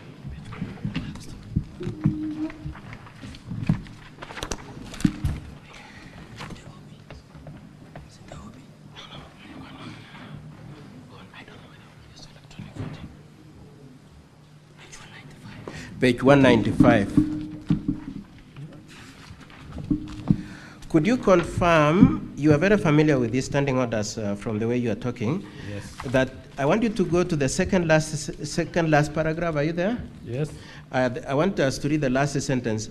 The speaker said this, who knows even whether there is a system? I don't know. So as it were, in the morning of the voting, even the speaker did not know whether there is a voting system, isn't it? From his speech here. From his speech, yes. Yes, he didn't know. Even him, he didn't know. He didn't even know how the system will be logged into. He said, what has he said? He said he doesn't know whether there is a system, isn't it? Yes. So how come you're saying the MCAs were aware that they could they could vote electronically when the speaker himself doesn't know? Because of the standing order. Because of the standing orders. When it came in And place, the we speaker had to doesn't know walk. the standing orders. He knows. So how come he's saying that? Okay, let's move on. Then you said yesterday in your testimony that, Ebu, let's just hear what you said a moment ago. Did you say he didn't know how it would work? Yes. And that is consistent, just listen to my question. That is consistent with your testimony yesterday saying that you decided at the last minute that the password would be the ID number and the username would be payroll number. Yes. So that information the speaker didn't know, Yes. and the MCS didn't know. Yes. And are you an MCA, Mr. Bet? I'm a staff. So you decide as a staff what the MCS should do. You decide for them. Because it was a voting system, I had to keep the details. Didn't you need even to consult with the speaker? You decide on your own. Did you consult with the speaker on that issue? We were expecting... My question is, did you consult with the speaker on what password and username to use? No, I didn't. You did not. Okay. Okay, and in the same page 195, it is true that long before voting, the 18 MCS, which incorporates the 4 MCS, had already complained that some people have voted for them, isn't it? From the answered. Yes. And exactly the same people who had complained that we've been voted for were eventually voted for, isn't it? Or they voted. From my end, I believe they voted. No, what I'm asking you is that they already complained before the voting, isn't it? Yes. And they knew you, Mr. Bet, had voted for them, isn't it? Long before. No. As I close my cross-examination because of time, could you confirm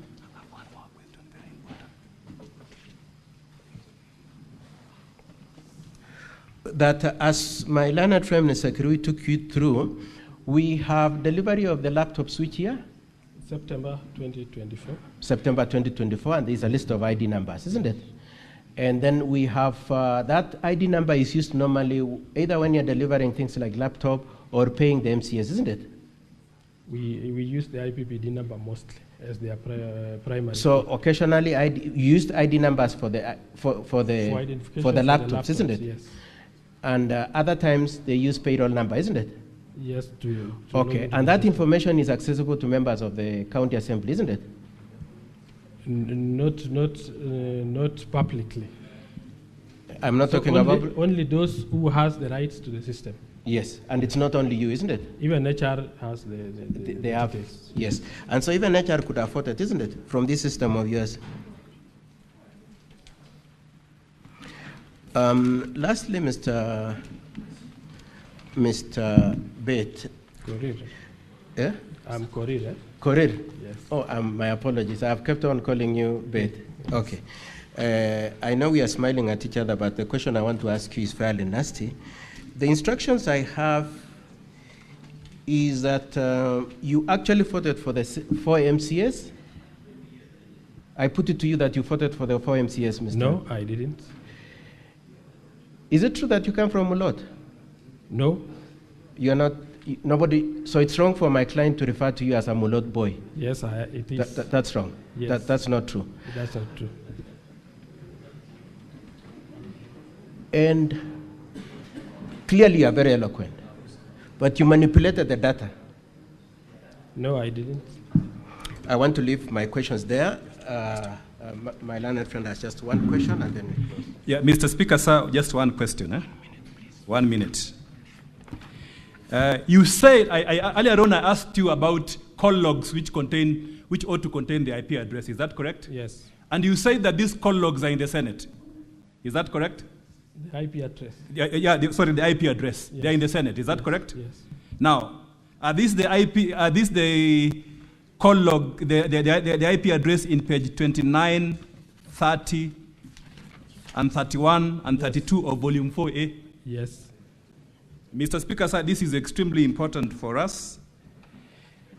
These call logs, these IP addresses must be unique to each MCA. Is that correct? Because of the different gadgets they used.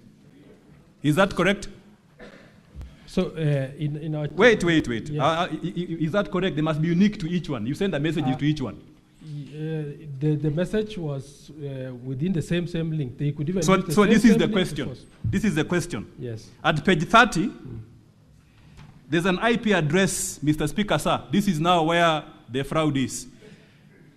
There's an IP address, serial number 41, page 30, the last end. Yes. An MCA for Kedowang Kamugul. He voted yes. Yes. The IP address is 41, 139, 237, and 129. Yes. Is that correct? Yes. At page 31, that same IP address appears for MCA for Soliat. Is that correct on line 2? Yes.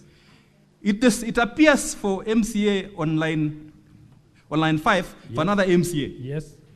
I can explain that. And wait. Yes. You will explain to the senators when they ask you. I just want to lay basis. Yes. This IP address then appears 9 times.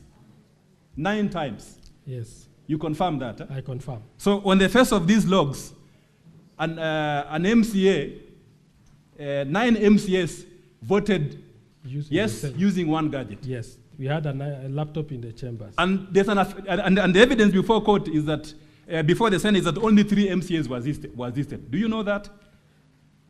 The chambers, we have one router which has a static IP which we normally use for the live stream. So static IP doesn't change. The others have dynamic IPs. Now go to volume 2 as I finish up. Go to volume 2, page 88. The MCAs who were assisted to vote using one machine. Because the logs show that 9 MCAs voted with one machine. Well, not machine exactly, but look at page 8. Look at page 88. Yes. Look at page 88 of volume 2. Paragraph 8. In the affidavit of Martin Langat, how many MCAs were assisted according to that affidavit in the chambers to vote? How many? Paragraph page 88, paragraph 8. We had 2 ICT officers in the chambers. I'm asking how many MCAs according to the affidavit before the Senate? 3. Only 3. Yes. Thank you. Counsel for the County Assembly, any re-examination?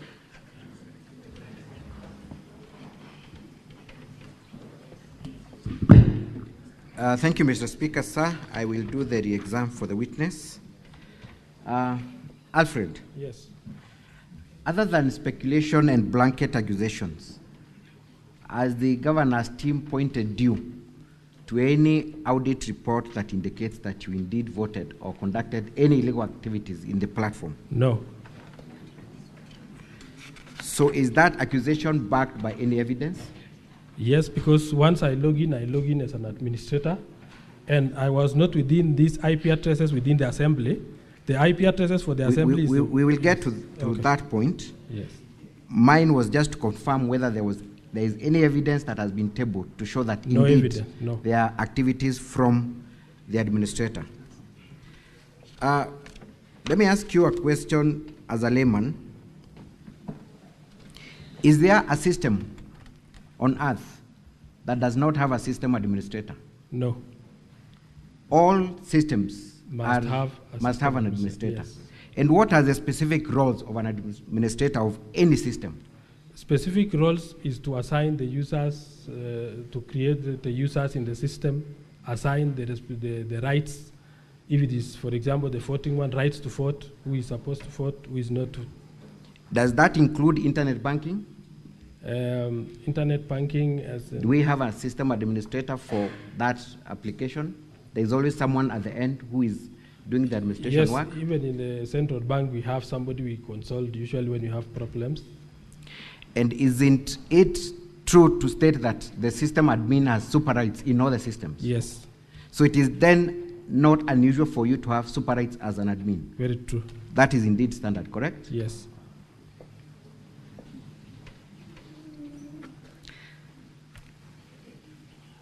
Does Kericho County Assembly have an ICT policy? Yes, we have. Has that policy been approved by the County Assembly Service Board? It was approved. Does that include procurement issues of the system? Yes, it includes. Did the development of this system comply with the ICT policy of Kericho County Assembly? Yes, it did. You confirm that you were not in chambers during the voting? Yes, I was not in the chambers. So if there was voting that took place in the chambers, it cannot be from you, if we are able to trail that voting came from the chambers? Yes. Kindly turn to page 32 and let us measure on the 4 MCAs whose votes are contested. Are we able to tell from the IP addresses where the specific voter was at the time the vote was cast? Yes, based on the routers which we have in the chambers, we can really identify.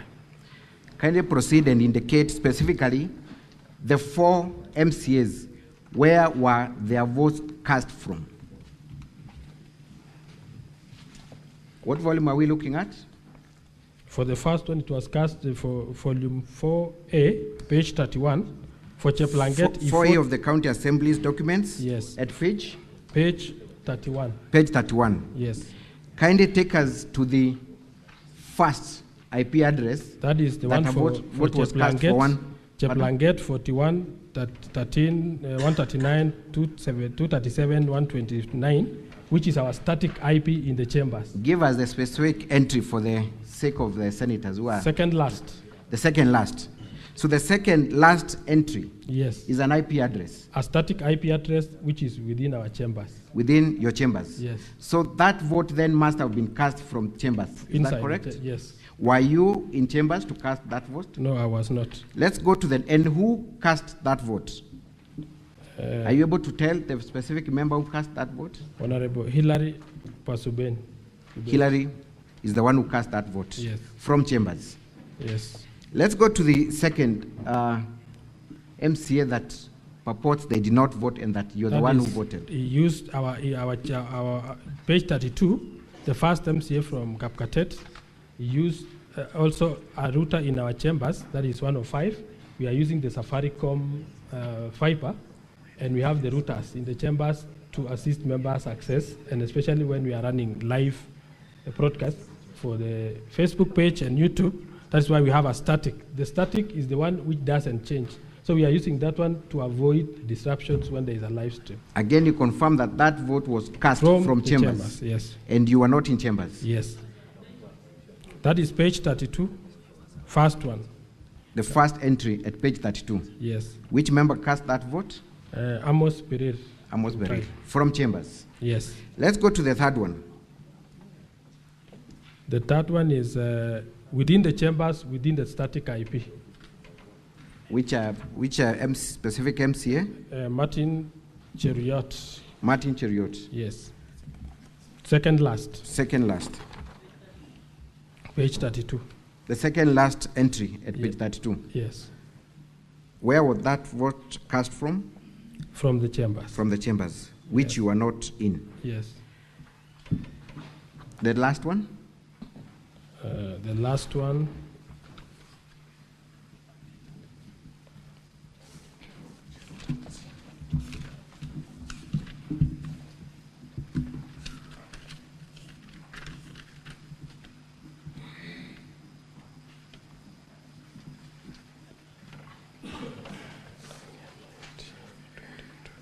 The last one for Edna? I'm trying to trace the one for Edna, since she's a nominated member. 19, 22, 27. It is through the chambers, static. Give us the entry number. What page? Page 31. 1, 2, 3, 4, 5, 6, 7, 8. It is the 7th one.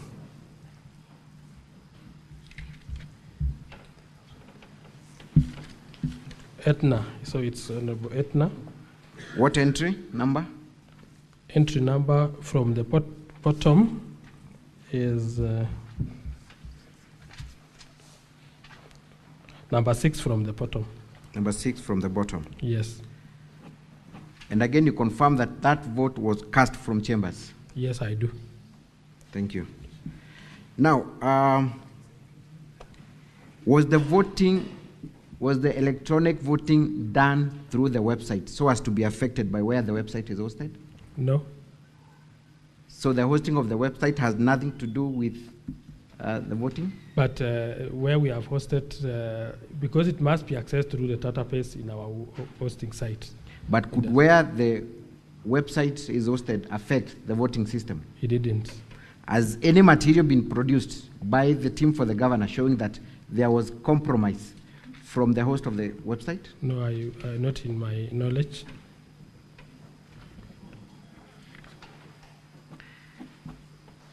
You have been accused of not training members of the county assembly on the use of this system. Kindly confirm the other functions that are available in this system other than the electronic voting. The others that are available are members using the system, interacting with the system during committee meetings within the assembly. How many times have members of the county assembly interacted with the system through meetings and? Multiple, since 2022. Since 2022? Yes. Has any member of the county assembly ever complained that they were unable to use the system, even for the other functions? Yes, we have had some cases and we resolved the issues. Indeed, this is the very system that is used to pay members per diems, correct? Yes. And to generate vouchers, correct? Yes. The same members that are now complaining that they could not use the system, correct? Yes. Is there anything in law that prevents the county assembly from developing its own system internally? Standing orders is sufficient to allow us to do the system for the operations within the assembly. Is the system you generated the only system that is being used within Kericho County government, including executive? No, we are using in the Kericho County Assembly. Are you aware if the county executive has their own internal yes, systems? Yes. Give an example of such an internally developed mechanism. They say they have revenue collection system. So the revenue system of Kericho is internally developed? They said so. Is there anything wrong then for you to develop your own system? Not at all. And maybe let me ask this question. In your own understanding as an IT expert, does the revenue system that has been internally developed by Kericho government have an administrator? Yes, it does. Does that administrator have the same user rights as you interact with your system? Yes, he must be having. And this involves the entire revenue of Kericho County that is collected? Yes.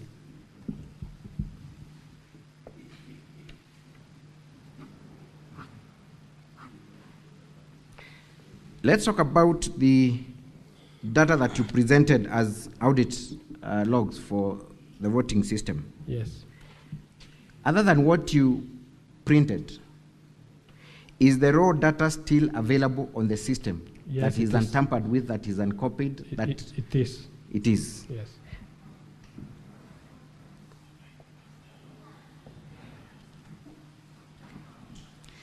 You have also been accused of not producing a certificate of electronic evidence to demonstrate the procedure you used. I've confirmed that. Kindly, for record purposes, confirm that indeed you supplied us with a certificate of electronic. Yes. Where is that certificate contained? Volume 2, page 114. Thank you. What was the specific mode that you used to copy and print the logs, and how would you explain the fact that we had some logs that do not follow each other sequentially? Why would that be the case? The logs page was in 5 pages, so I had to copy the page by page. I copied page 1, paste in a notepad, and then copy the next page. So that is where duplication came in. I didn't counter check. But you confirm that the system has the logs intact, correct? Yes.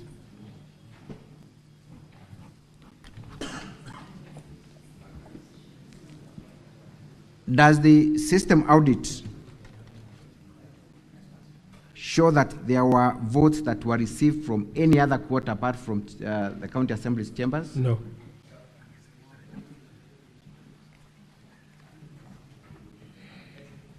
Did the members of the county assembly or any other person apart from you know the credentials that were going to be used in the voting exercise? No. Specifically, did the speaker know that it was the IDs that were supposed to be used as the passwords prior to No, the I announcement? communicated to him once he ruled that division was to be done and electronic voting was to be used. Thank you. Does the audit logs indicate that there was any activity that took place beyond the 11 minutes that were provided for voting? In regards to voting, no. So the only activity that is confirmed from the audit is activities that took place within the 11 minutes? Yes.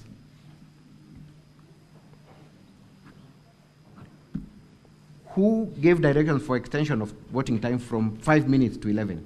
The speaker? It is the speaker. Yes. So you cannot then be accused of extending the voting period without the permission of the speaker, correct? Yes. Could a voter log in at any other time other than the time the system was activated? Before or after voting? Anytime, before and after. Could anyone access they and could, vote? They could not vote, but they would log in and the message will be voting has ended. So if someone logged in right now, the message, they will not be able to vote, correct? Yes. And what if they attempted to access the system before it was activated? What would... There was no, before I created the motion, there was nothing in the page. There was nothing in the page? Yes. So there was no possibility of voting at any other time, correct? Until the time the motion has been created. Thank you. You have been brought to the attention of two members of the County Assembly, one Honorable Paul B., who does not seem to have an IPPD number. Yes. Kindly explain why that is the case. Honorable Paul B. used to be a police officer, so his IPPD number, I think he left the service before retirement, and we were unable to transfer his IPPD number from the previous employer. So he worked for government before. So what have you been using instead of his IPPD number? ID. His ID. Yes. Has that been the case for all other functions other than for voting purposes? Yes.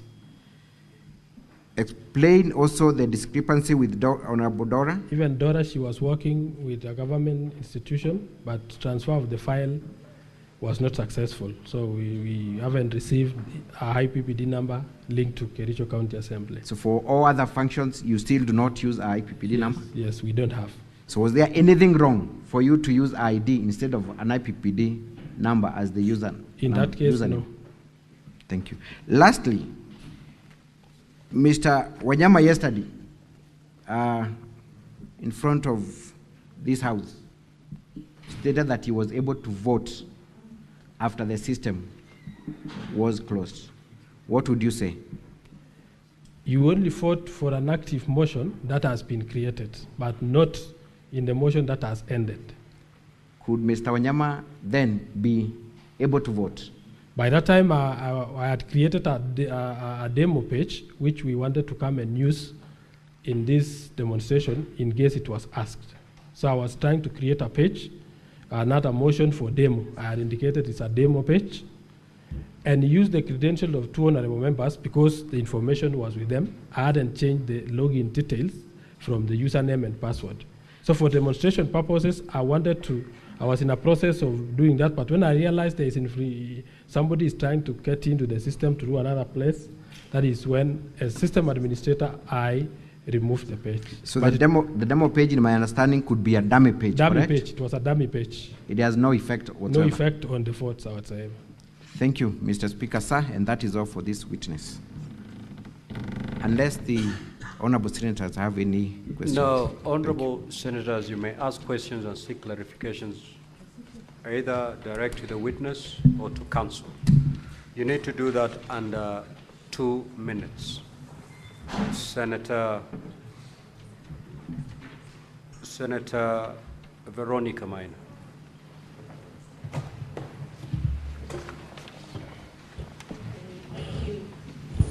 Thank you, Honorable Speaker. I will ask directly to the witness. I want you to go to page 17. Let's say from page 13 to 17, the one that has the system audit logs and the username that you chose to apply together with the password. It is true that that username, being the IPPD number, Yes. together with ID, was information that was available to the Secretariat at the Assembly. True. It was available. Yes. Meaning anybody would have accessed if they had that information, like from the finance department where payments are made. But they were not aware about the link that I sent to the members and the username that they were using. I'm asking you if that information was available and somebody had the link, because the proceedings were public, everybody knew that motion was happening. Yes, They could easily access. that is true. The platform, this electronic voting system that you created, when did you create it? We started immediately when the standing orders were amended, and we didn't know when the division will come, so we were not so fast in doing it. I asked, when did you create it? A week before, 2 days before? 2 days before is when we made it live. In your ICT policy, you Yes. said you have an ICT policy? Yeah, we have. In Kericho? We have. In your ICT policy, what process does that system, is that subsystem? Senator Enoch Wambua.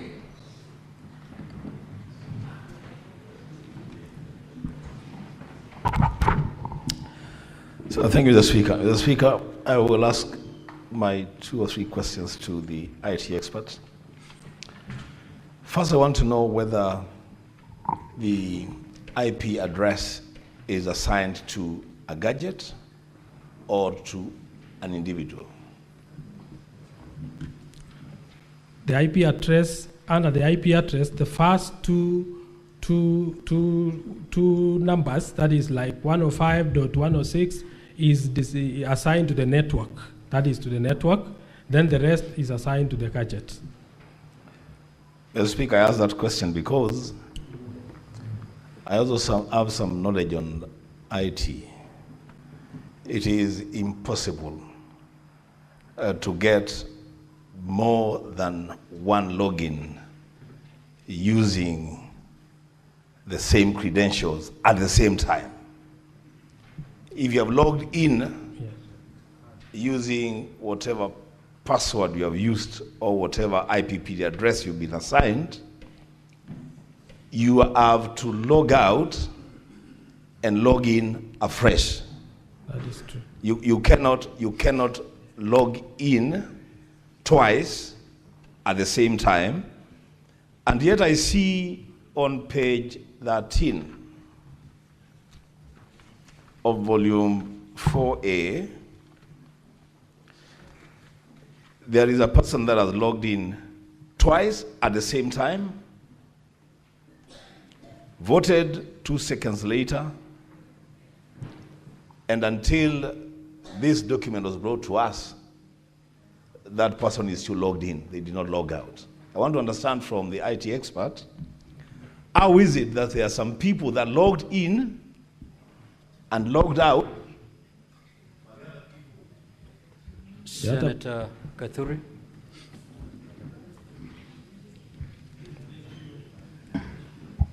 Thank you, Honorable Speaker. I have 2 issues, Mr. Speaker. One is maybe a comment on the application that was requested by the Governor's Council, whether she should release it now or later after we clear with the witness. If not, then I have a question for the witness.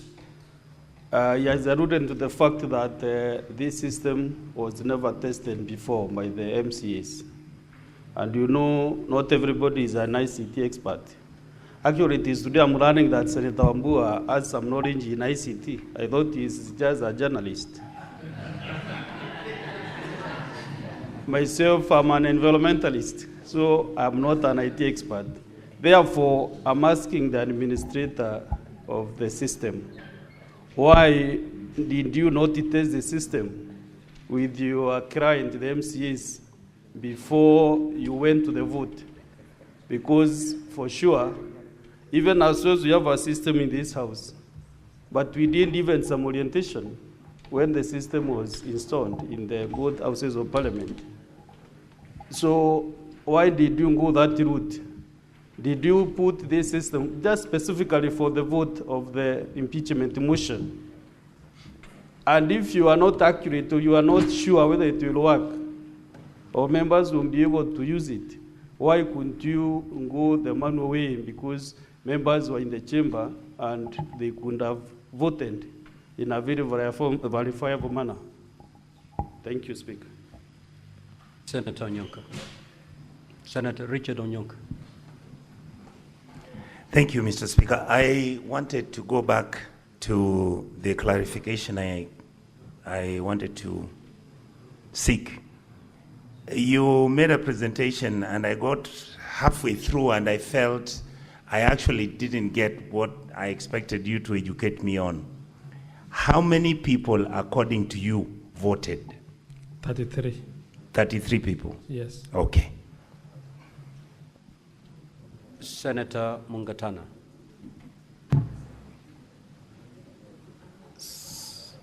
Thank you, Mr. Speaker. Mr. Speaker, we also have our voting system, like the Deputy Speaker has said.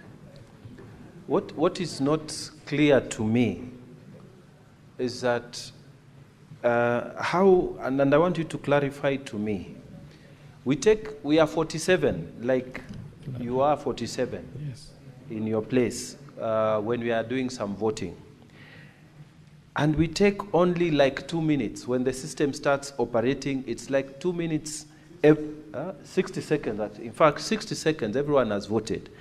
Now, you say it is 5 minutes for you. I'm wondering, okay, your standing orders allows for 5 minutes. But then you tell us you had 11 minutes, 44 seconds.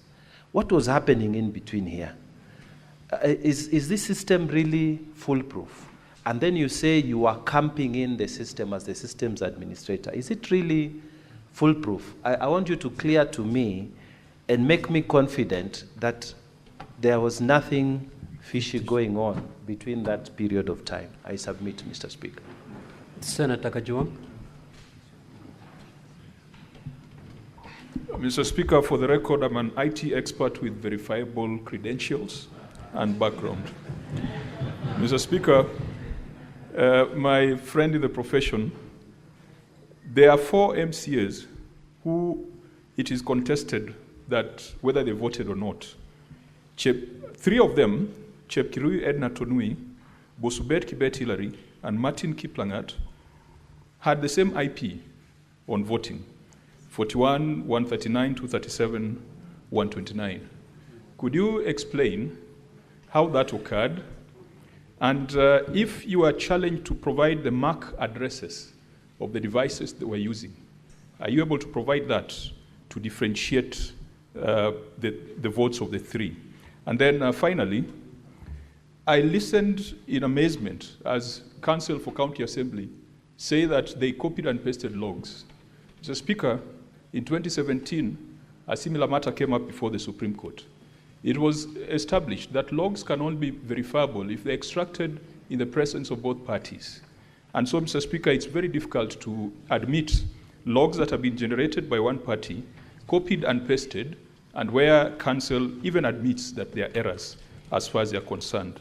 Is the County Assembly willing to extract the logs in the presence of the governor and in the presence of an independent witness provided by the Senate as was established in 2017. Thank you. Senator Chiranke. Thank you, Mr. Speaker. I'm not an ICT expert, so I will ask basic questions. I'm a lawyer. Mr. Witness, and I request that you write down, does it mean, I have heard the assertion that there are some MCAs who have Mulika Mwizi phones. Does this SMS link are able to send to Mulika Mwizi phones, the one for voting? Number two, in Standing Order number 77 was adopted and passed by the House in October 2024. Does it mean that the County Assembly has an obligation to train the MCAs from Standing Order number 1, all the standing orders in the standing orders of Kericho County Assembly? And finally, I have seen, that's clarity.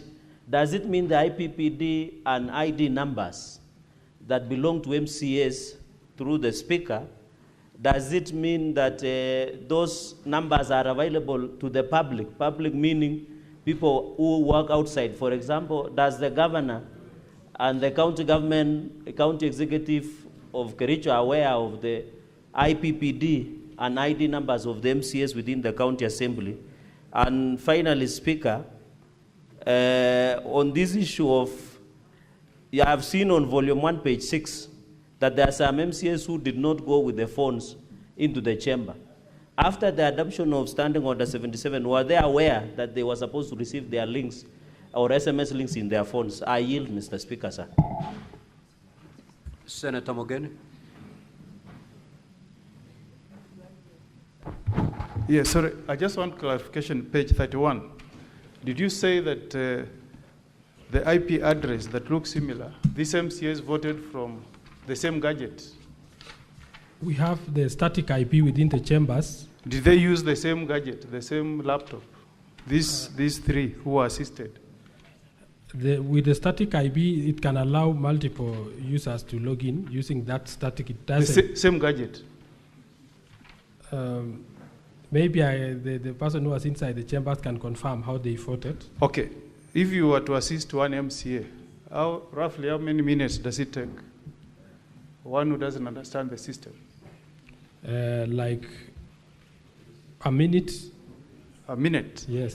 Now, finally, there is one who was assisted at 1922.27 seconds, and the next one was assisted at 1922.33 seconds. Can you move from one MCA to another within 5 seconds? Which one was that? Excuse me. Can you assist two MCAs within 5 seconds? Kindly refer to the volume, please. I said it, page 31. Yes. You assisted an MCA at 1922.27 seconds. Yes. And the next one, 1922.33. That means the difference of 5 seconds. That is the issue of the static IP. It can allow multiple devices to log in using the same IP. You know, I'm referring, the IP address is the same. Yes. The explanation is that the gadget was one. They were using the same gadgets, unless we are lost. That's the clarification I need from you. You need to convince me what happened. IP address is the same, and the time taken is 5 seconds. If you convince me, I'll be persuaded. I'm lost there. Do you get me? Yes, I do. Would you want to respond to it, or you respond later as you respond to Later. that? Okay. That should be easy. The only clarification is that Senator, the use of witness, static. Yes. Witness, Yes, Honorable Speaker. Let me make it easier. The senator is referring to the assisted MCAs. If they're not assisted, then they can log in at the same time because they're not assisted. Yes. But these ones were being assisted. I So you assist one, Yes. you clear with one, then you go assist the other one. Now his concern is the efficiency that was deployed in that assisting. We had two ICT officers within the chambers. And we have the static IP. I think the issue came from the static IP that we are using in the chambers. Senator Boni. Thank you, Mr. Speaker. Mr. Alfred Korir, yes, you have truly impressed me with your honesty when you're responding to the question raised by the two young lawyers from the governor's side. I would like you to uphold that standard. And the question is this: cybersecurity expects the highest standards. The reason why end-to-end encryption is the standard, specifically to address what is disturbing us now, namely, to make it impossible for unauthorized persons to access the system. Yes.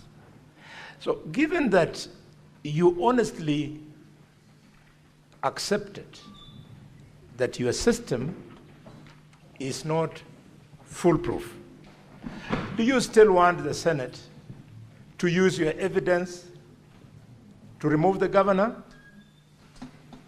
when it was porous? That's question number one. The last question: since you've said you're the expert, who asked you to advise the County Assembly of Kericho to use a system which you, the expert, knew was porous? Senator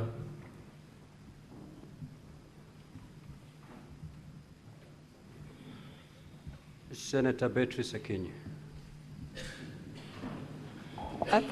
Thank you, Your Excellency, the Speaker.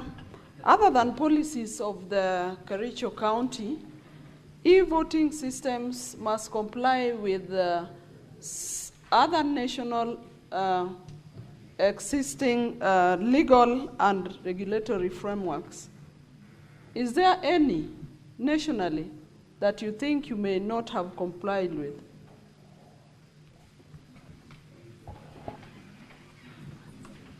Senator Thangwa. Thank you very much, Mr. Speaker. Yes, it is true. An assembly can have a static IP address. That is the router. But that router will give different IP addresses to all the gadgets. So you cannot have an IP address the same from each gadget. I'm an IT expert. My question is,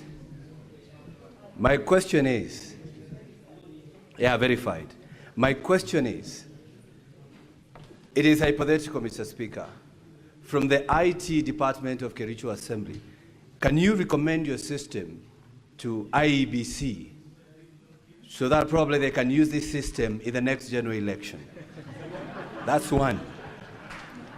And question number two, Mr. Speaker, question number two, we have seen that one IP address voted about 9 times. My question is to the council for the governor. Are these 9 people who are voted for the one who have already done an affidavit to say they were voted for? Those are my questions. But Mr. Speaker, this is a classic case of a proxy voting system. Thank you. Senator Moma. Thank you, Honorable Speaker. To the witness, the matter before the Senate is for us to determine whether there was a valid vote taken in respect of the impeachment of the governor, how many MCS voted, and I would want you to indicate how many MCS were present, how many voted, and can you confirm that nobody voted for any MCA? Is that evidence before us? Senator Kisang, order Senator for Narok County.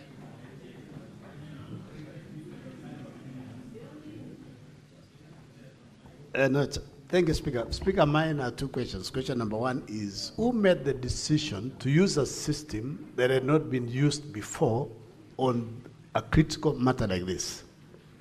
Secondly, as the County Assembly of Kericho, are you registered as a data processor and data controller or not? Number 3 is, as an IT expert, yourself and myself, I have 34 years of practice. did you send the IBBD numbers and IT number and ID numbers as bulk, or you sent to each person individually? And what was the use of using? Because I believe each MCA, they know their own IBBD numbers and they know their IDs. Do you have a system also to regularly assist the MCAs to change their passwords? Thank you, Mr. Speaker. Senator Eddy. Thank you, Mr. Speaker. The expert in the House, yesterday when you argued on the principles and requirements of a secure e-system, you argued that ID was the best to use for password generation. Yet we know that any member of the public's ID numbers are everywhere in the county documents.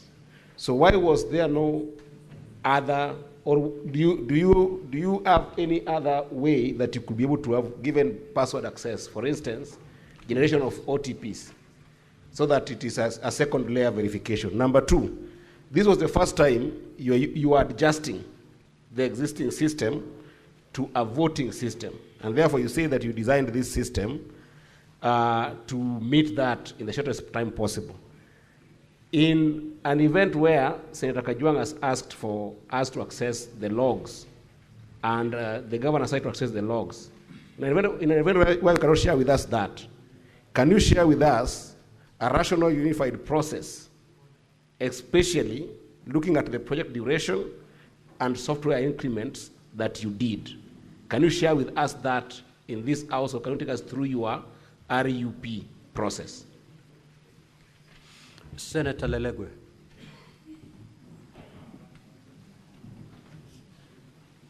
Thank you, Mr. Speaker. Alfred, I want to point you to page 12, where it's contained, where message confirmation report is contained on electronic voting link.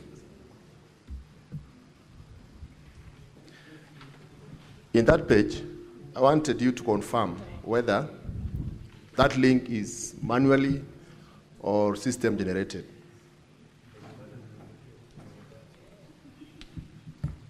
Are you done, Senator?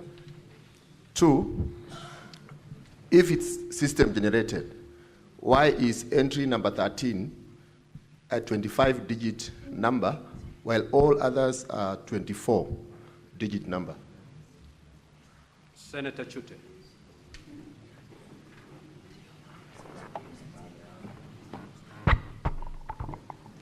Thank you very much, Honorable Speaker.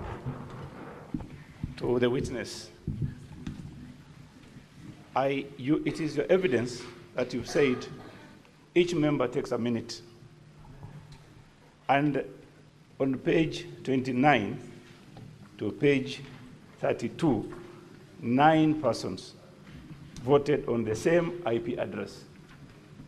And it is your evidence also, said there are 2 devices in the premises. So the IP address is on a particular device. So my question is, unless you want us to remove the governor on a flimsy excuse, why should you use the same IP address? That takes 1 minute for each person. That is already 9 minutes. How is it possible that these people took 9 minutes to vote on the same IP address? Definitely they've used a system. So tell this Honorable House, how did it happen that you used 9 minutes for 9 persons? Thank you very much, Honorable Speaker.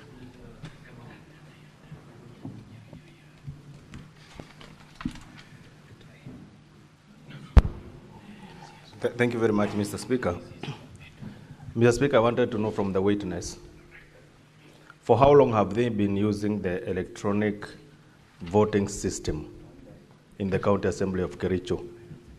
That is point number 1. Number 2, I also wanted to know, in the event of system failure, which system have they kept in place to assist the members of County Assembly of Kericho to vote? Thank you, Honorable Speaker.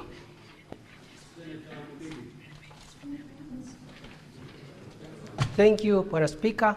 Swali langu ni kwa mkurugenzi wa IT. Hii ni mara ya pili ya kutumua gavana wa Kericho. Na unajua kuna tudhandi. Katika kona zote, kila kitu yote siku hizi ni IT. Kama ni kwa election, kama ni nini, siku hizi watu warudi kwa numbers. Na kama ulikuwa unataka kusaidia watu wa Kericho na Kenya mzima, kwa nini wakati kazi ilianza ya kufoti, wakati system ileta shida, kwa sababu macho yote ilikuwa kwa wewe hata kama huko ndani ya shamba, kwa nini au kusimamisha mara moja ndio uweze kusema system ni mbaya, ndio uweze kusema kuwaambia, kwa sababu wakati wa voting ndio uweze waende kusema kutafuta watu wawili wa kusema yes na no wasimamishwe pale, ndio waweze kupata two-thirds. Bwana Speaker, swali langu ni hilo.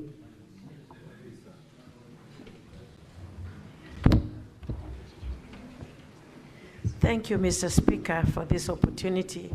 My question to the witness is, I want to know if this Peter on page 15 of volume 4A and 16 and 17 who tried to log in so many times and the login failed, if he was ever assisted to vote. And I would also want to ask, this is a very heavy matter of impeachment, and when we look at the system, it had problems. How come you continued with it and allowed MCS to vote through the same system which had difficulties in voting for an impeachment? This is a heavy matter. Thank you, Mr. Speaker. Senator Wamatinga. Thank you very much, Mr. Speaker. My question goes to the IT expert. You know, in the age of cybersecurity, I waited for you to mention what kind of firewalls you had put to ensure that we do not have unlawful intrusion. If you did have such a firewall, would you kindly provide us with the logs that showed that there were people who attempted to log in and they were actually denied entry? The second question is, why was it not easy for you to use randomly generated passwords instead of you designated passwords to the MCAs which could be manipulated? Thank you, Mr. Speaker. Senator Shakila. Thank you, Mr. Speaker. Mr. Speaker, it is unfortunate today we are doing the job or the work of the MCAs on how they voted, whether they voted or not, which is not our work as a Senate, Mr. Speaker. Mr. Speaker, we can as well call those MCAs to come and vote here to establish the truth of the matter, because it seems now the doubt is how they voted, who didn't vote, and how many times, which is not our work. We are here, when a governor is brought here, we look at the issues and impeach the governor, or we save him. But now we're doing the work of the MCAs, Mr. Speaker. That is not the work of this House. It is very unfortunate. We either bring those MCAs here to vote before the eyes of the senators to establish the truth of the matter and close this case once and for all. Thank you, Mr. Senator Speaker. Wakoli. No question there.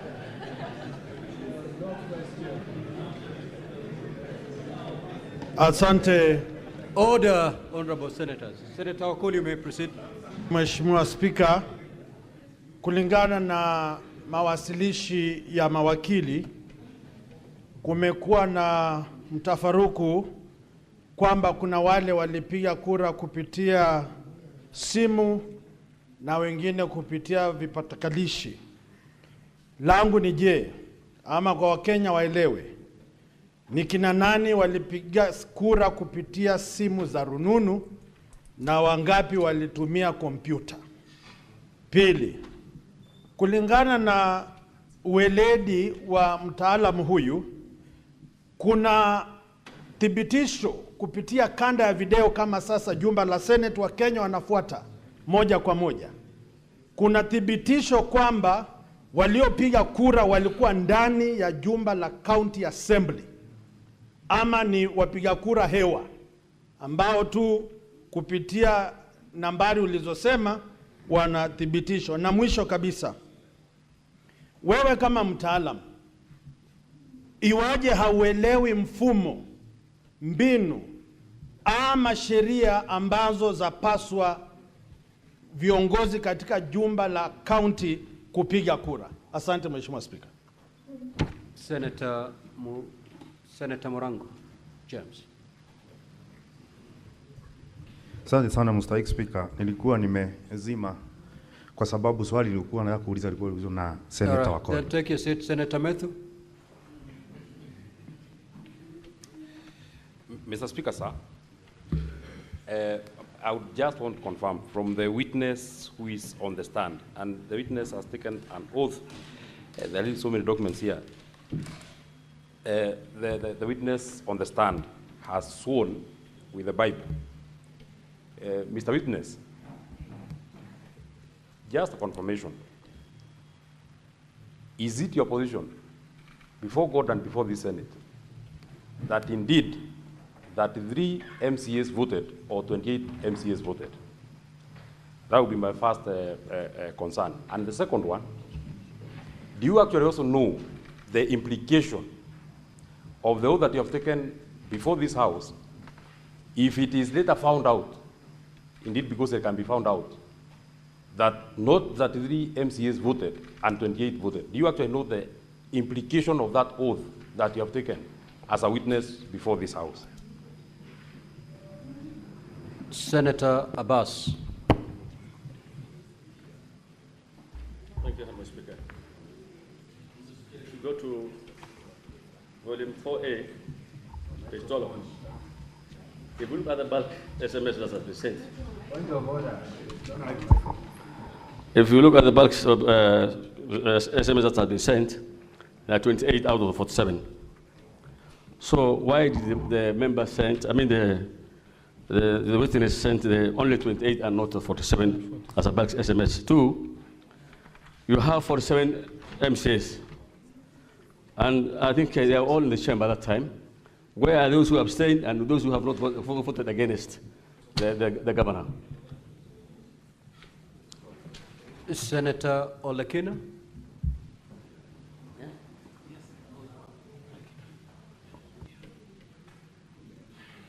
Thank you, Mr. Speaker. Mr. Speaker, let me just get some clarification in terms of the IP addresses. I was listening to the counsel for the governor cross-examining the witness and referred to the issue of the IP address.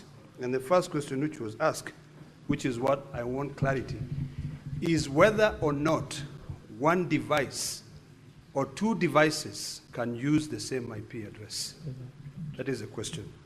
Number two, the question goes to the witness. I want to know whether at the Kericho County Assembly there is a Wi-Fi router, or all the MCAs vote using their unique phone numbers. Whether there is one Wi-Fi router that produces one static IP address that is shared among several devices, or whether each of those members of the assembly are using their own phones to be able to vote. And finally, whether the device which was used based on the IP addresses listed on page 29, 30, and 31, the one that you allege were assisted voters, whether the laptop which was used to exercise this vote was sharing the same IP address or the same router or the same Wi-Fi? Because I heard you saying that you get fiber from Safaricom. Thank you, Mr. Speaker. Witness, you may now respond to those queries. Thank you very much, Honorable Speaker and Honorable Senators. I'll start by the question about the Wi-Fi and the users within the Assembly. We have a Wi-Fi that is dedicated to the chambers, and I've said it has a static IP. That's why it's picking exact IP all along. But I'll make my assistant come and clarify very well whether the multiple devices that access. So the multiple access using the static IP, I believe the IP can be used by more than one device. So that's why it happened in several pages here. Number two, members use either laptops or their phones to vote, and we are allocated a laptop in the chambers for voting. On the implication of the oath, I understand, Honorable Senator Matthew, that I know the implications, and on the number of MCAs who voted from the system, I can say as an administrator there are 33 votes casted, and the authenticity of the votes, because there are 4 contesting the votes, is what as an expert at the back end, since I was not in the chambers, cannot confirm.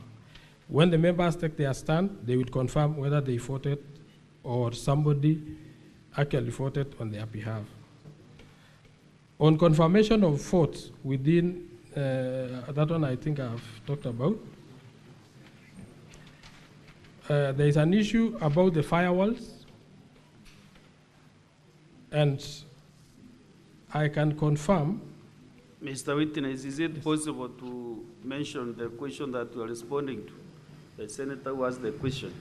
I didn't note the name of the senators. Oh. So I'll just answer them. So on the password generation, where I used the IDs, that was the easiest method for my honorable members of Kericho County Assembly to remember immediately the ID because of the timelines of 5 minutes. I've realized the Senate has got a voting system that is taking a minute because there are these electronic voting machines. Should they have had the electronic voting machines, it could have been faster. So I was thinking of the best way, they can easily log in and cast their votes with the shortest time possible.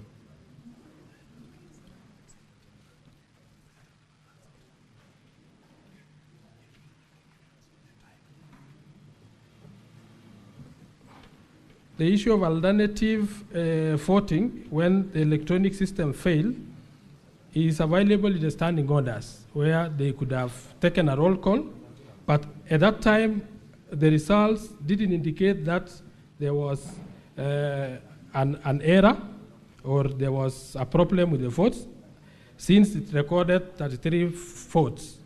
So the other members who didn't vote remain in pending. That shows they didn't trigger the voting pattern, and that is why under the display dashboard, we only have 0, because they didn't log in to either abstain in the system or vote no.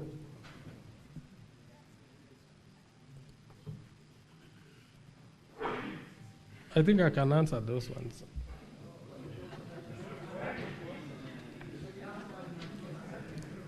I've not chosen to answer. I'm trying to. The decision to use data processor, the decision to use data processor or data experts. I think I didn't get that question correct. Honorable Senators, you know, if the questions have not been answered, it is you to make the decision at the end of the day in one or the other. So you cannot force him to give you answers that he doesn't have. So if you are done, then we can step you down and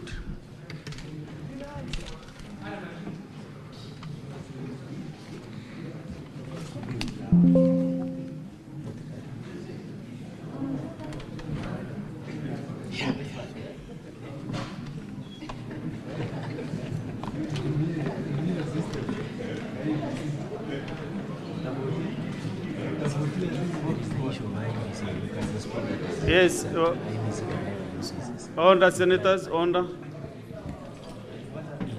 Yes, counsel for the governor, what is it? Mr. Speaker, sir, there was Order, one question. members. There was one question directed at us by Honorable Karongo on whether the part of the MCAs we are contending did not vote, are part of the 9 who were voted using the same IP address. And we want to confirm 3 of them are there. The first one is at page 31, MCA marked as 2022-029-61-110 nominated. That's Edna Chepkemoi. So we are looking at volume 2, page 31. I am looking at the column marked MCAs. Volume 4A, sorry, volume 4A. Or let me use the column of word, page 31, volume 4A. Let me use the column for word. So there is an MCA for Kipkelion, and then below the Kipkelion MCA is nominated. That is the one, the nominated one is Edna Chepkemoi, who was voted for, and the affidavit is at page 128 in volume 1 of the governor's bundle. Then the next MCA is in the column of words is Cheplanget, and that is Hilary Bosuben Kibet. And this affidavit is at page 121 of volume 1. The third one is at page 32 and is the MCA for Kukerwet, Martin Cheruyot Kiplangat, and this affidavit is at page 121 of volume 1. Thank you, Honorable Senators and Mr. Speaker, sir.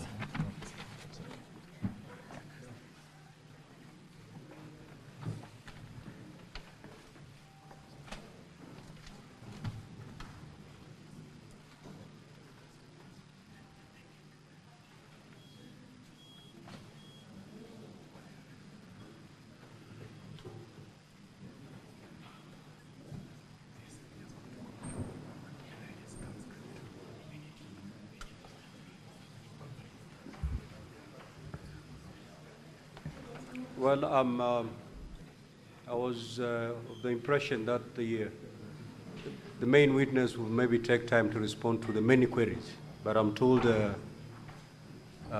he opted to leave it at that. Okay, so were there any queries directed to any other party other than the witness? So that we proceed. Okay, so then we will. Now, honorable senators, before, yes. There was a query that I raised, but I thought both parties would respond to it on whether we should take the logs as they are, considering they were extracted by one party without the involvement of the other party. And I referred to the 2017 presidential election, where some precedent was established. So I don't know whether the Governor's Council is happy with that. My observation on that. Now, before we allow the team from the County Assembly call the next witness, there was a request that had been made by the Council for the Governor, and I want to proceed to make a ruling. Council, just take your seat, please. Okay. What is your point of order?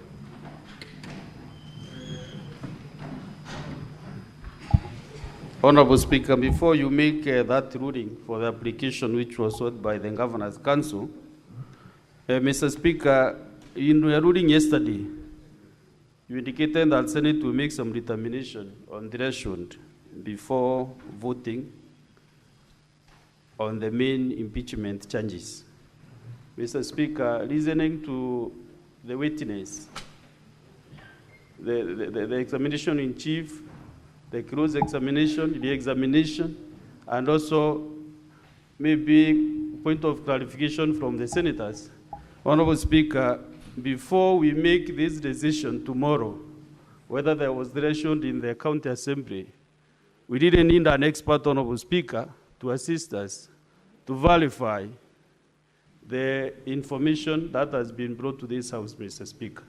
You know, the side of the County Assembly, they are defending the voting was right. The other side, the Governor's side, they are also defending their goal that the voting did not go anywhere. So, Mr. Speaker, because the Senate leaders should be assisted, we are not I'm not doing this application to assist either sides, but for the benefit of the Senate of the Republic of Kenya, because tomorrow we'll be making a very, very critical decision whether to allow the impeachment process to proceed, to vote for the impeachment charges or not, Mr. Speaker. Mr. Speaker, we have an ICT authority in Kenya which has very, very informed experts. So, Mr. Speaker, we can get someone who can be able to look at all these ID, IP addresses, all these credentials, so that, Mr. Speaker, as we make our decision, we can make an informed decision.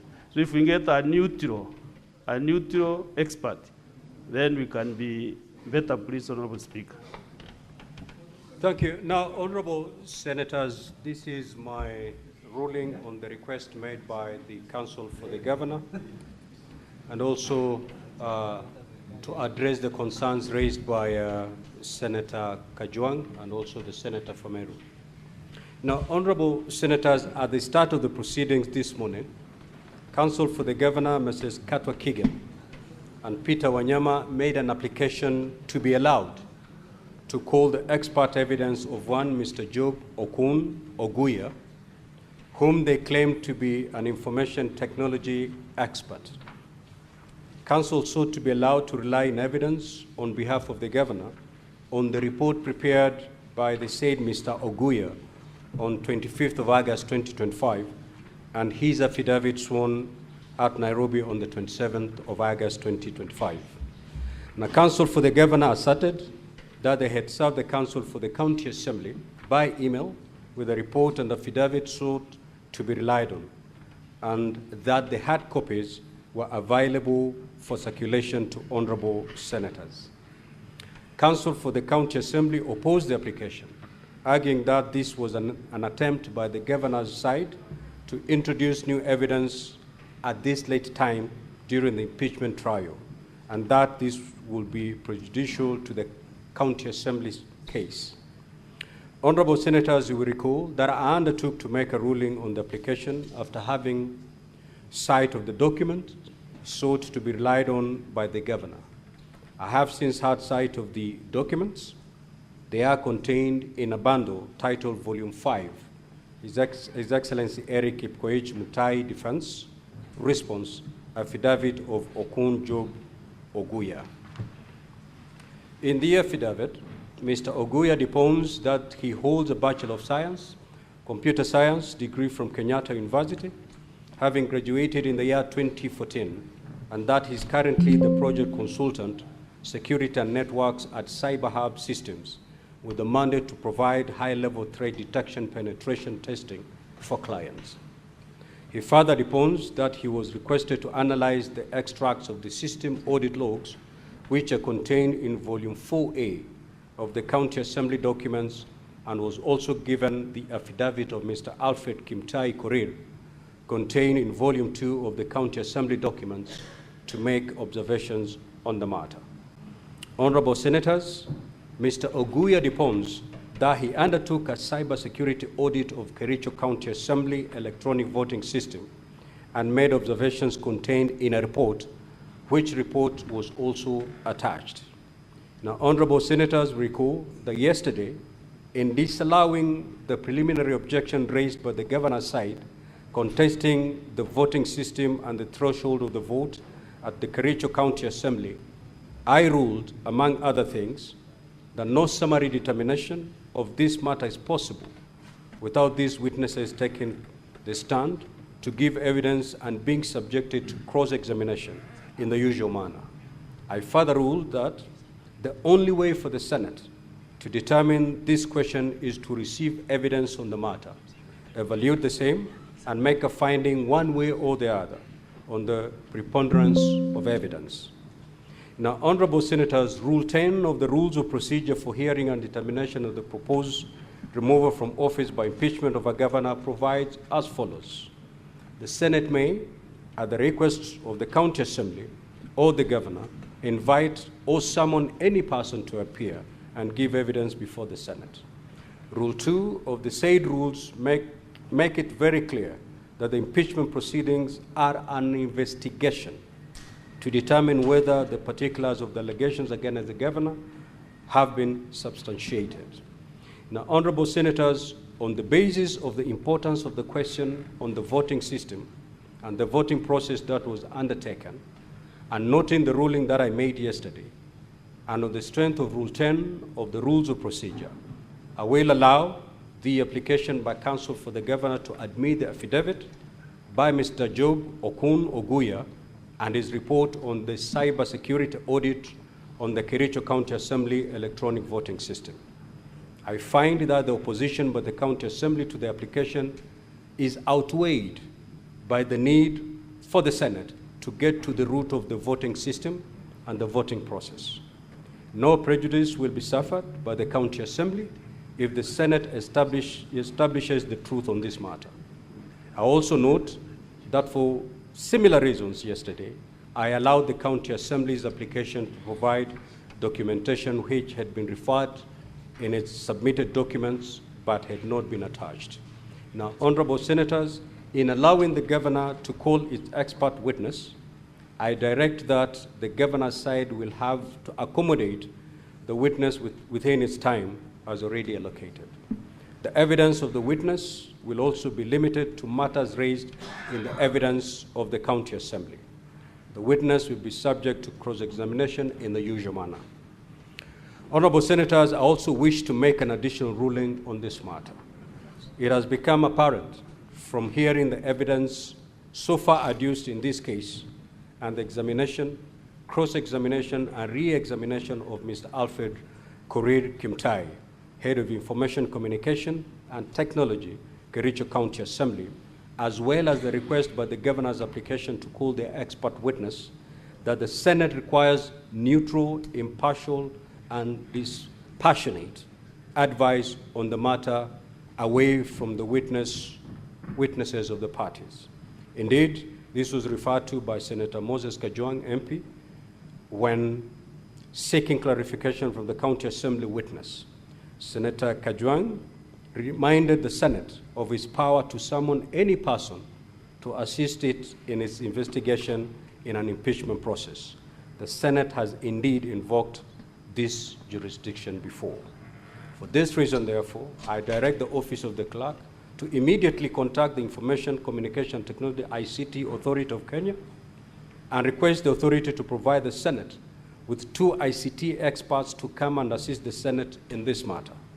I direct that the Office of the Clerk provides facilities for the 2 experts from the ICT Authority to sit with the head of ICT of Kericho County Assembly and the ICT expert called by the governor, together with the representatives, whether council or otherwise, of the County Assembly and the governor, and for the experts from the ICT Authority to prepare a report for consumption of the Senate.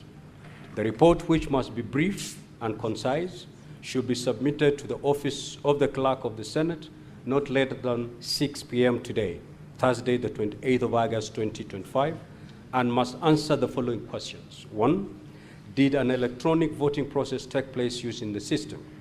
2, is the number of MCAs who voted on the impeachment of the governor verifiable? Number 3, was it possible for any MCA or any other person who had a link to vote on the motion on behalf of an MCA or another MCA? Number 4, how many MCAs voted in the affirmative on the motion to impeach the governor? Number 5, is there any evidence of multiple voting or other compromise of the voting system and or impropriety in the voting system or process? It is so ordered. Next witness. You may, Senator Boni. Mr. Speaker, I thank you for that.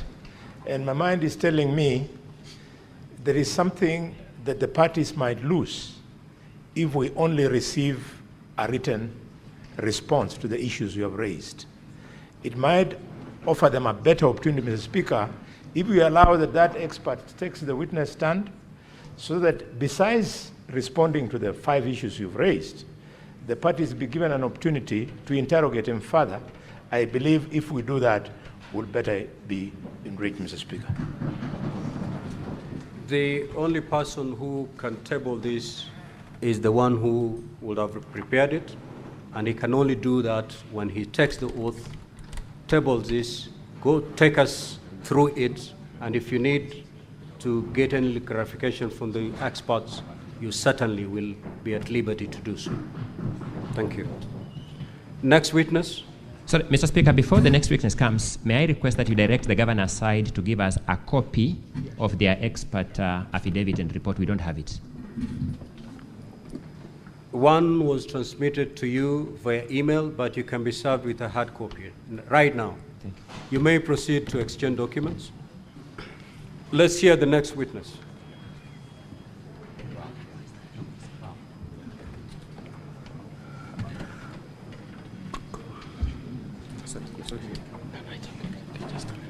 I just want to ask if they can be given to the MC, to the senators. Okay. Yeah.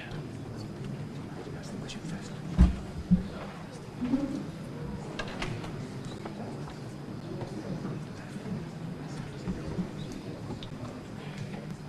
Swala kidogo hapa nahitaji kupita. Ngoja tu kupita kwanza. Nikitaka kupita tutasoma kidogo.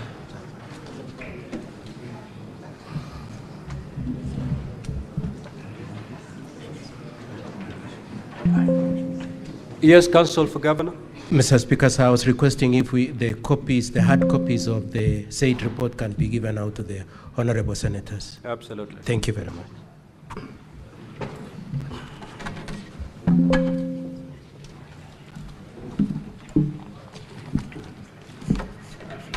Now, Counsel for County Assembly, you have 57 minutes, and I note you still have 6 more witnesses to call.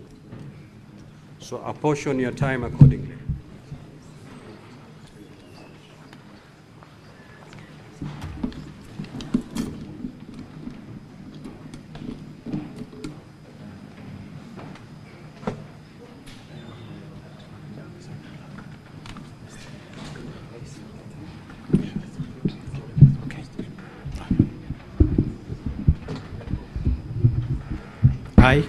I, Kipko H. Albert, do solemnly swear that the evidence that I shall give before the Senate in respect of the matters before the Senate shall be the truth, the whole truth, and nothing but the truth.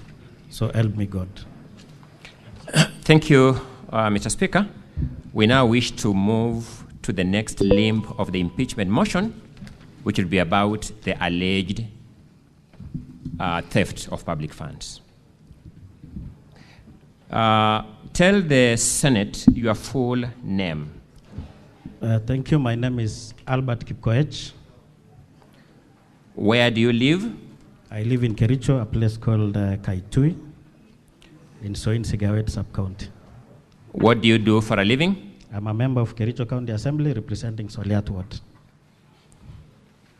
I understand that means you are an elected member of Kericho County Assembly? Yes, I'm an elected member. What other roles do you discharge officially within Kericho County Assembly? Okay, at the Kericho County Assembly, I'm a chair on on budget appropriation committee. I'm chairing that committee at the Kericho County Assembly. Is there any other committee you may have chaired or been a member of in that county assembly? Okay, last month, that was July. Through an establishment of the assembly, I was given a responsibility to chair a committee, an ad hoc committee on fictitious payment. I didn't get the name of the committee, the ad hoc committee? Ad hoc committee on fictitious payment. Thank you so much. So we wish to now move to that committee on fictitious payment. Did that committee do its work as established? Yes, we were given a mandate, and that mandate is in my affidavit, paragraph 8. And the first thing that we did... Allow me to put the question. So let me take you a step further and ask this question as follows. Have you presented an affidavit before the Senate? Yes. It is in my... It is in volume 2. Are you able to give us the page? Is that the affidavit at pages 51 to 78 of volume 2? Yes. Do you stand by the contents of the affidavit at pages 51 to 78 of volume 2? Yes, I stand. Are you able to give us the page? Move to. Are you able to give us the page? Is that the affidavit of that committee? What caused the? What made that committee? Are you able to give us the page? Move. Okay, on 10th July 2025, His Excellency Deputy Governor Fred Kirui wrote a letter to the Assembly on issues on financial impropriety, and that is what made the County Assembly to establish another committee. Thank you so much. Let's go to how you discharged your mandate as a committee. How did you get or take evidence as a committee? The first thing that we did is that we invited witnesses, and it is in paragraph 9 of my affidavit. And the first witness was Deputy Governor. Because we don't have time, just give us the list of the witnesses. The senators will read for themselves. Just give us the list. Okay, the first list, the first person was Deputy Governor. It is in volume, the invitation letter is in volume 4, page 221. The second person was CC Finance, Jackson Rob. It is also in volume 4, page 222. The third person was Gillian Soy, Director of Procurement. The fourth person was Betsy Jebet, CEO Agriculture. The invitation letter is in volume 4, page 230, and also page 231, because there were two chief officers. Another invitee was Jacqueline Langat. Her invitation letter is in volume 4, page 227. The next person was QS Anderson Terrer, CEO Public Works, Roads and Transport. They will find it, the invitation letter is also in volume 4, page 229. Keblangat Richard Mitei, CEO Water. Invitation letter is also in volume 4, page 228. And the other witness was Dr. Jafet Chiruyot, CEO Health Services. It is also in volume 4, page 225. Then CPA Kenneth Omondi. And the last person was Richard Toney, Chief Officer Education. The invitation letter is also in volume 4, page 224. Very briefly, what material generally, in the interest of time, did these witnesses present to your committee? Okay, it is in paragraph 11. That is procurement plans, payment vouchers, local service orders, delivery notes, requisitions, and other relevant documents. So essentially they gave you accounting documents for the county government of Kericho? Yes.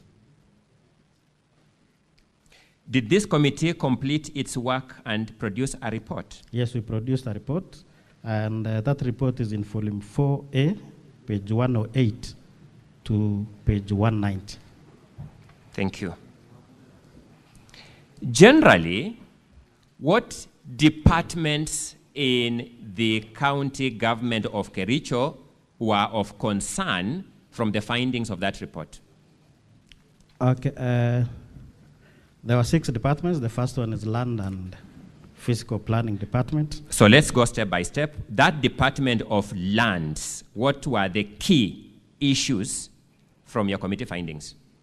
The key issue is that there was a proposed repairs, decoration, and re-roofing works that was done in Kipkelion, and they paid without completing the works.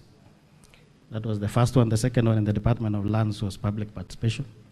What was the issue about public participation? They also paid, and the works were not, they did not do the works. Thank you. The second department? Roads. What were the key issues in the Department of Road generally? Double payments on detentions, and also falsification of documents. The next department? Agriculture. What were the key issues in agriculture? Splitting of contracts. Maybe you may explain, what do you mean splitting of contracts? Well, it is expected that works of more than 5 million should be subjected to opening tendering. Unfortunately, what the department did was to make sure that they procure works of less than 3 million, so that it fits requests for quotations. The next department? The next department is water. What were the key issues in water? They overprocured. Money that was budgeted there was only 1 million, but they procured works of more than 3 million. They procured goods and services beyond the budget, the voted? Yes, yes. The next department? The next department is health. What was the issue in health? The issue in health is that they paid equipment that was not supplied to hospitals. What was the next issue, or the next department? The next department is the Department of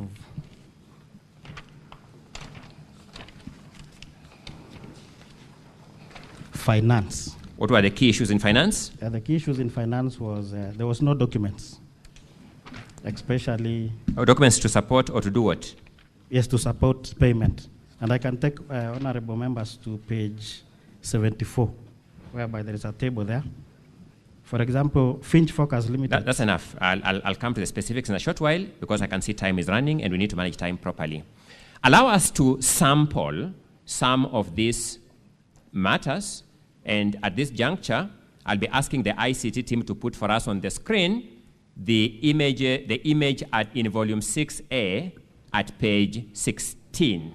The image in volume 6A at page 16. And as they do that, allow me to draw your attention. Volume 6A of the County Assembly's documents, a thin volume, very thin, at page 16. As the ICT team is putting up, Mr. Speaker, you may direct them so that we see it up. I'll be going to the next question that we save on time.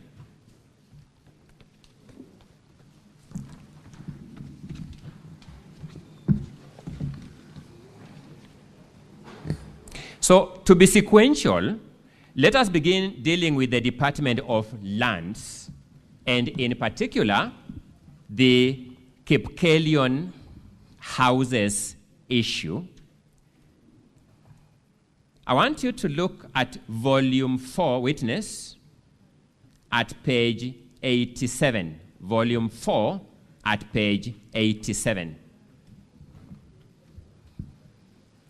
And answer the following question. What document is at volume 4, page 87? Voucher. What is the project in respect that voucher is generated? The project is maintenance of lands, housing, and physical planning offices, buildings. How much money is that voucher paying out? 2,999,000. Was that payment made before or after the commencement of the work of your ad hoc committee? Before. Look at the screens in the house.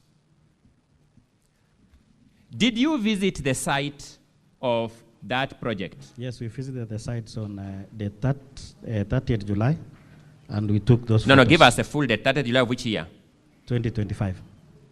Is that image a correct representation of the houses you saw in Kericho on 30th July, 2025? Yes. Please wait for me to finish, then you answer for the Hansard. Is that image the correct representation of the house you found on 30th July 2025? Yes, it is the correct. We took those photos as a committee. Let us now go to page 129 of volume 4. What document do you see at that page? A contract. Oh, a BQ, sorry. BQ. Just repeat, what document do you see at page 129 of volume 4? Yeah, bill of quantities. The bills of quantities in respect of which project? I proposed repairs and redecorations to council houses, the 15 in number. And it was signed by county quantity surveyor on Thank the you. 5th September 2024. Is the house we are seeing on that screen, the ICT may have to leave the screen on, I don't know why it's going into sleeping mode. Thank you. Is the house we are seeing on that screen the subject matter of that bill of quantities? Yes, yes. Let's just pick one item because time is running, the roofing element in the BQ. What does the BQ prescribe as to be done on the roofing? Okay, the BQ says that it allows for careful removal of the asbestos roof. Let's look at the screen. Is the asbestos roof removed?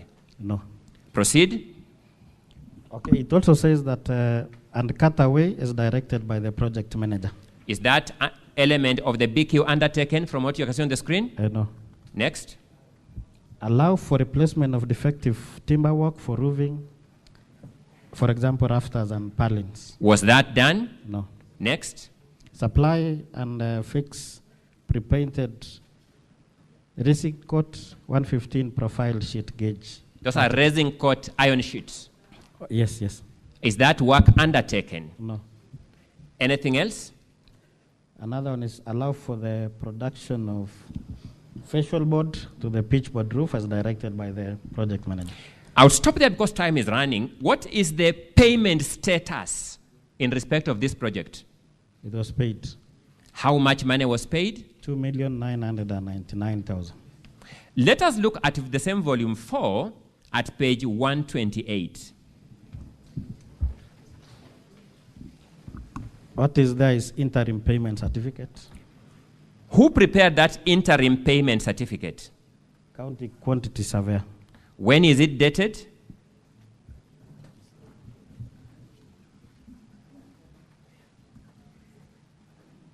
February 2025. Look at the municipality in respect of which that payment certificate relates. What is that municipality? Kericho Municipal Board. Sorry? Kericho Municipal Board. To your knowledge, are these houses at Kipkelion within Kericho municipality? No, it is not within Kericho municipality. What is the recommended figure to be paid in that interim certificate? 2,699,100 shillings. You may just look back at the voucher that we looked at earlier at page 87. How much money is being paid according to that voucher? 2,999,000. Let us pick some other element because this is the sample we are going to do for the Department of Lands and look at volume 4, page 92. What document do you see there? An LSO. When is that LSO generated on the face of it? 20th February 2025. Let's now look at page 93 of the same volume 4. What document do you see there? Invoice. When is that invoice issued? 6th February 2025. Between the payment invoice and the LSO, which one is issued first according to those documents?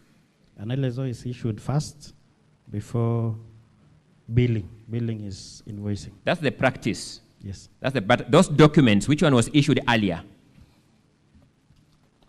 Invoice. The invoice was issued before? Before LSO. What do you make of that aspect of your evidence? Of course, this one is, they were forging documents so that they will be able to pay. Falsification of documents.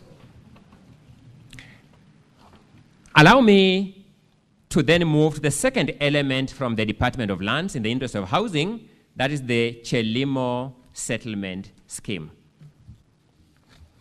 As I begin putting these questions, I would ask the ICT to put on the board the document, the image at volume 6A, page 11. The photo at volume 6A, page 11.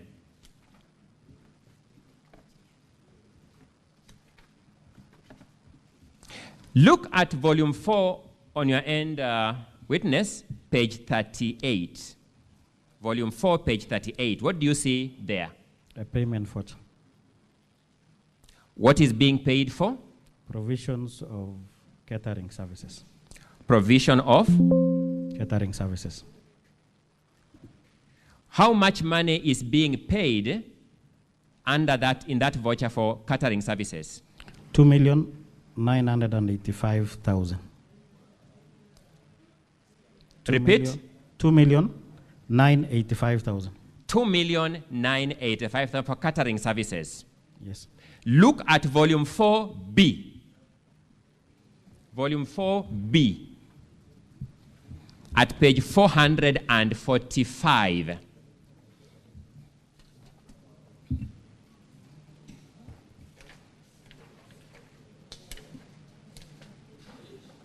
page 445, 445. What do you see at that page? A budget. Sorry? A budget. County Government of Kericho budget estimates for the financial year 2024-2025, lands, housing, and physical planning. That is the budget for 2024-2025, Department of Lands. Yes. That is the department from which the voucher we have looked at earlier relates? Yes, yes. What was the budget for catering? You may find it as the fifth item from below. In that budget line, the fifth item counting from below. 1,500,000 shillings. The budget for that item is 1,005,000 shillings. And 500. And 500 shillings. Yes. How much money is the voucher paying? 2,985,000. Is that payment within the budget?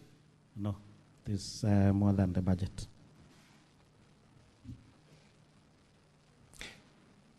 Let's look at volume 4, the first volume that you are looking at page 41. What document do you see there? Invoice. To what transaction or event does that invoice relate? To Chelimo.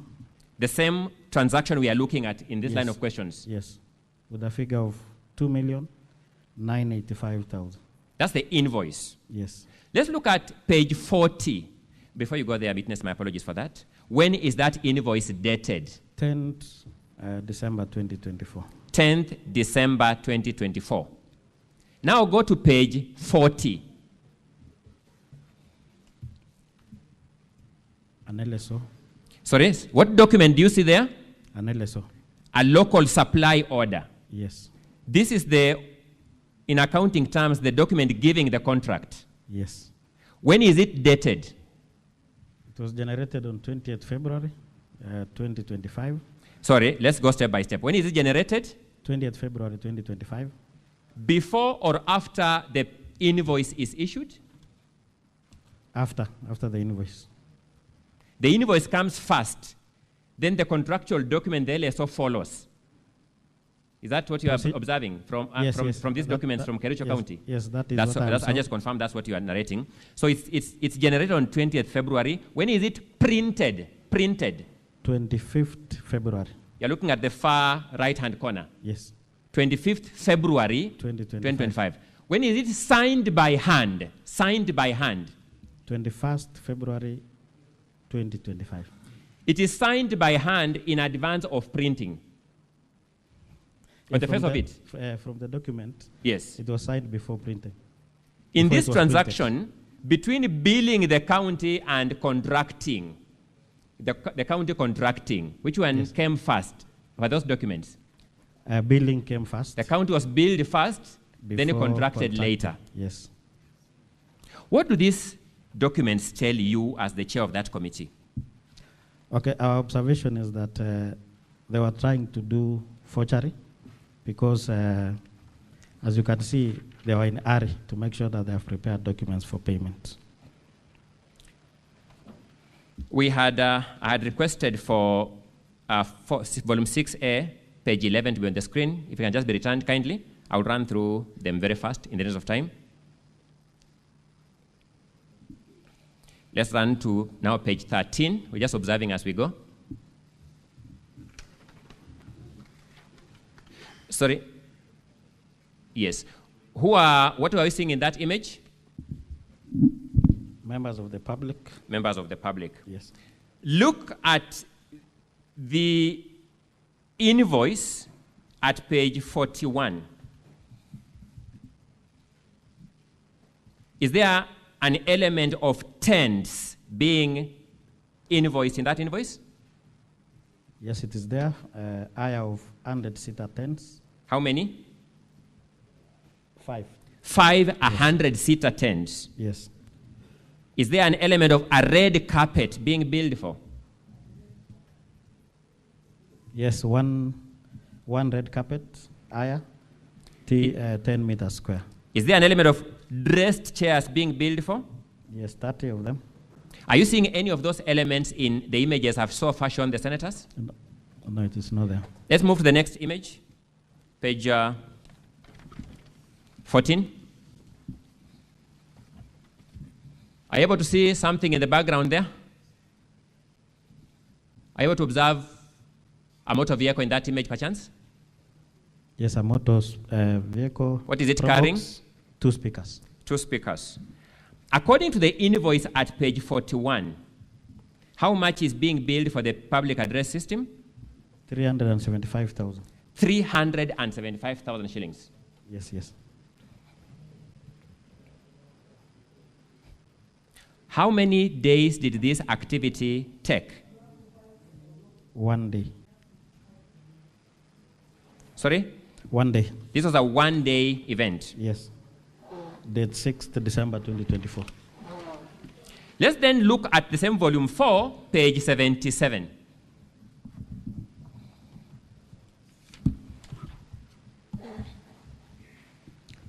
There is a requisition for facilitation during public participation at Chelimo. Internal memo. This is the requisition. How much money is being requisitioned, that requisition? 2,987,500 shillings. This is the same public participation for Chilimo that we are looking at in these photos and invoices. Yes, yes.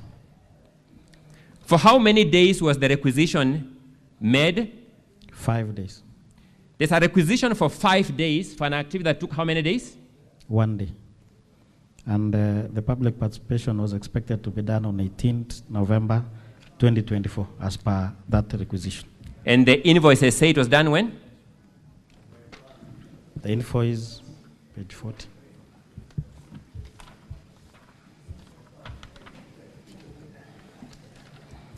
It was only one for 1 day. And the date is 6th December 2024. Thank you so much. Yes. Allow me, in the interest of time, to sample the Department of Roads. And for starters, I would want you to look at volume 4B. Volume 4B, page 343. Volume 4B, page 343. What transaction do you see at that page? It's an internal memo, a report on inspection and acceptance for construction of Lelsotet Bridge. It's an internal memo by the inspection and acceptance committee. Yes. What is the importance of that document in procurement and government financial terms? It will enable the department to prepare a certificate. A certificate. Yes, payment certificate. When is that memo dated? 27th September 2024. Read that date. That date is crucial. 27th September 2024. To whom is it addressed? Mrs. Lea Chirchir, CEO, Public Works, Roads and Transport. Is Mrs. Lea Chirchir, or was Mrs. Lea Chirchir CEO of that department at that time in history? No. Do you know Lea Chirchir?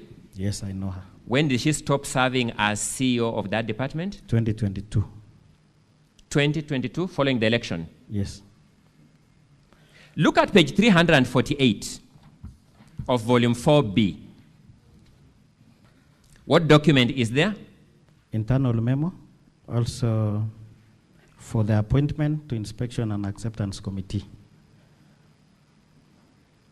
From who signs? Who has signed? Under whose name is that memo signed? Mrs. Lea Chirchir. When is that memo dated? 20th September 2024.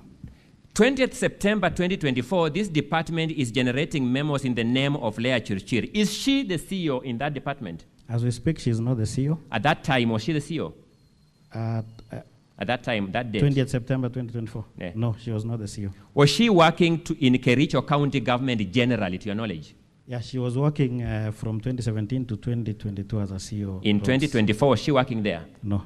She had left the whole Kericho government structure? Yes, yes. There's a different... What do you make of those observations? Of course, these ones are falsification of documents. They are trying to do a lot of false issues for the purpose of payment. Looking at the time, we will now summarize for the senators where your observations are found for the rest of the transactions in your documents.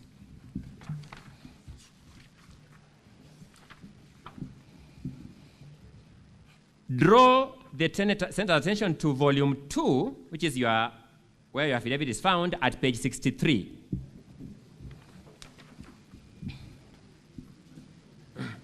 Then turn over leaf to page 64 and tell them what that table represents. Okay, Honorable Speaker and Honorable Senators, I prepared this table to show the double payments. The double payments for? For Roads Department. Sorry? For Roads Department. For what aspect of the Roads Department, the whole department? Mostly maintenance of roads and also bridges. Bridges. Yes, box culverts. I want you to look at the second last column. The second last column is first payment. Of what? Of retentions. And the second column?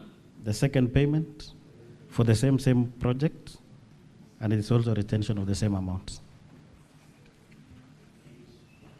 My apologies. Volume number 2, page 65. Just count the binding. 64. 64 now, page 64. Sorry, Council, what is it, Senator Onyonka? I was saying, could you please give us the page reference? Because you're so fast. My apologies. And I know you're fighting time. I'm wrestling time. Thank you so much, Senator. Thank you so much. We are looking at the table in volume 2, and the table starts at page 64. Volume 2, the table starts at page 64. So, just so that we don't miss the point, what do you say this table represents? It represents a double payment of retention fees. Where did you get this data from? From the retention register. From the retention register? Yes.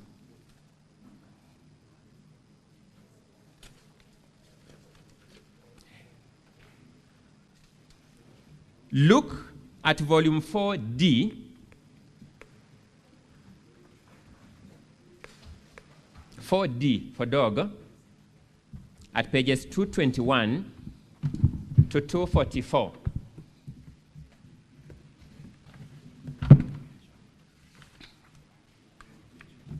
What document is that? RTGS that shows payments. This is the RTGS register that shows various transfers of money. Yes. From the county government of Kericho. Yes, yes. You're saying this summary can be found from those RTGS transactions? Exactly. Thank you. In the interest of time, explain to the senator what table that is found at page 68 represents. Volume 2, my apologies for that. Volume 2, page 68. Okay, at page 68, these are the companies that was fully paid, and later on, they were also paid retentions. Just in a half a minute, tell us what you mean by fully paid, then finally paid retentions. When they were paying for these contracts, they paid without retaining the retention money. So the original payment is without retention? Yes. Then subsequently also see retentions being paid? Yes. Then, very fast, let's move to the table at page 74 of volume 2.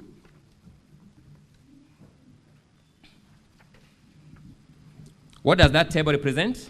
It represents tender irregularities in the Department of Finance and Economic Planning. These are the supplies that was made without documents. For example, there was no tender. For example, this one, Fitch Focus Limited, they were supplying and delivery of stationaries. There were no professional opinion. There were no tender award letter provided. There were also no tender opening and evaluation minutes. And there was also no inventory in the form of ledgers, that is S11 or S13 provided. In a nutshell, what are you telling the senators at paragraph 25 on page 77 of volume 2? regarding the Health Services Department. Paragraph? 25 at page 77. Yes. Okay, in that paragraph, the department contracted 2 companies to supply medical equipment at a total cost of 4 million.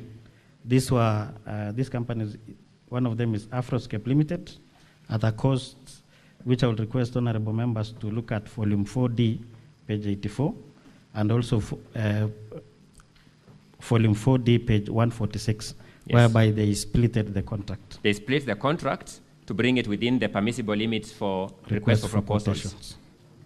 Request for quotations. For quotations. In a summary, what was your quarrel with the Department of Water, Energy and Environment? The Department of Water is that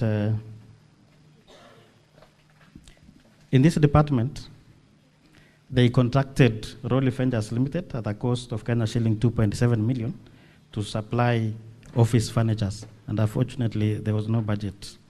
What was the budget line for that item? 1 million. Sorry? 1 million. And how much? What's the value of the sum being contracted? 2.7 million. 2.7 million. Yes. Are these depositions in your affidavit true representation of what your committee actually established by looking at the documents? Yes, yes. Are those documents before these senators in full? Yes. Are you adopting the contents of those documents as your evidence? Yes, I adopt. The governor then says, you never gave him time to implement these findings. What do you say to that, to the senators?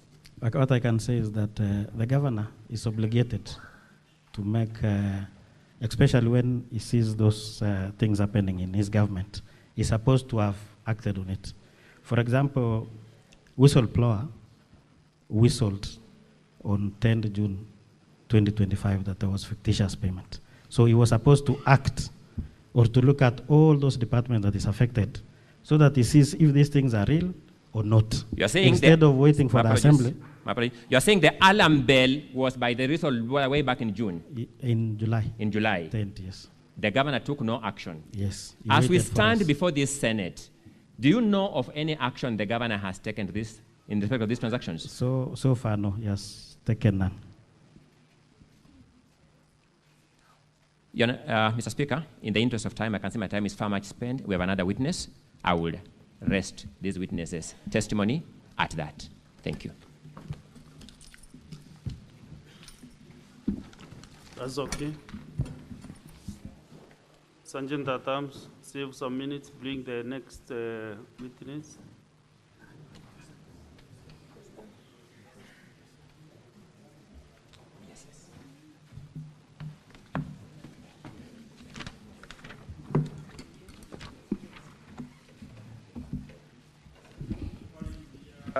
We are embarrassing of the time, so you can go ahead, Council of the Governor.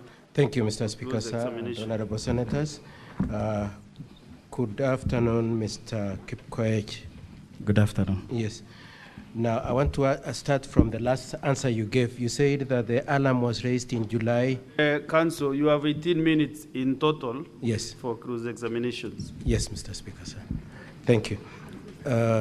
You said the alarm was raised in July?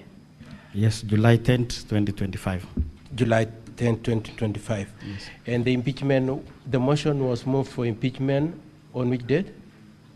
6th of August, isn't it? I cannot confirm that. You don't know when the motion was moved? The only person who can confirm that is the move of the motion. May I ask you, Mr. Kipkoech, yes, you are not in the assembly when the motion was being moved for his impeachment? Of course I was there, but I cannot answer for somebody else. Did you participate in those proceedings? In voting, yes, I participated on date 15th. On 15th? Yes. So if it is the issue of date 15th, I will answer. And you don't recall, yes. Okay, that's okay. You don't recall that the motion was moved on 6th of August. You don't remember that? I will leave that to the motion mover. You don't recall or you do? Of course I recall, but I will leave it to the mover of the motion. So the alarm, as you say, was raised on 25th and the motion was moved on 6th of August. That's about 10 days, isn't it? Which alarm are you talking about? The motion for impeachment was 6th of August. You say the alarm was raised on 25th of July, isn't it? Okay, the alarm on fictitious payment. Just ask me on issues of fictitious payment. What was whistleblowed? Who is it asking was the questions, whistleblowed on 10th July 2025. Who is asking the questions? I'm asking you again. Yes. Your point through your counsel was that the governor had had time to act, isn't it? That was your point? Yes. And it is because he had the alarm as on 25th of July, isn't it? That was your point, isn't it? Okay, the alarm... Mr. Speaker, sir, I am really struggling with time. If the witness could just answer without being obstinate. Yeah, you should just answer. But I've not said anything Either about yes 25th. or no. If you don't, you are not aware, and just say no, yes. Did you say the speaker had time to act, the governor had time to act? Yes. And when was according to you, when was the alarm raised? The alarm on fictitious payment was raised on 10th of July. Of 10th of July. Yes. And so as of 6th of August, when the motion for his impeachment is being moved, you had had about 20 days, isn't it? Basically about 25 days. Yes. And according to you, that was adequate time for him to have acted, isn't it? Yes. Okay. Now, I want to move on to a different issue. These fictitious payment report, the other reports, were they sent to the governor? Yes, it was sent to the governor. Were they sent before the motion to impeach or after? Before the motion. Before the motion? Yes. Which date were they sent to him? 5th of? August. 5th of August. Yes. Just a day before the motion for impeachment, isn't it? The speaker has told you to answer the question, please. If you don't know, say you don't know. They were sent a day before the impeachment, isn't it? Yes, a day before. Okay. And that one day was enough for him to act? He had enough time Okay. from the Let me ask you a 10th. different question. On 10th of July, when you say the alarm was raised, do you have any document showing that indeed a communication raising the alarm was made?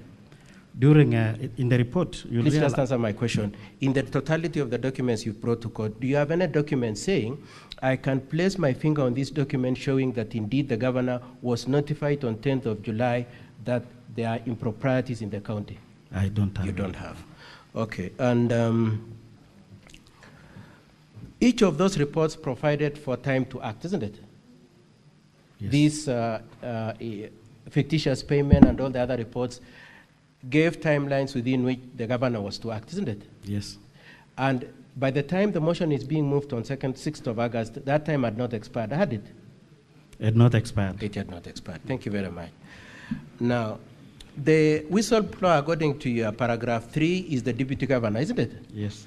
That deputy governor deputizes the governor himself, isn't it? Yes, yes. Have you moved to impeach him because he's equally responsible? We have not. You have not? Yes. Firstly... So just a minute, Council. Yes, Mr. Speaker. The House is supposed to rise at 1, but the use of standing order that 4-2. I want to extend for 15 more minutes so that you can conclude your close examination. Thank you, Mr. Speaker, sir. The motion, the whistleblower was the deputy governor, and you confirm you haven't moved to impeach him, have you? There is no impeachment. There is no impeachment. Yes. And if this impeachment succeeds, he is the beneficiary, isn't it? Isn't it? Of course. Of course, yes. Okay, now, so you have taken us through issues.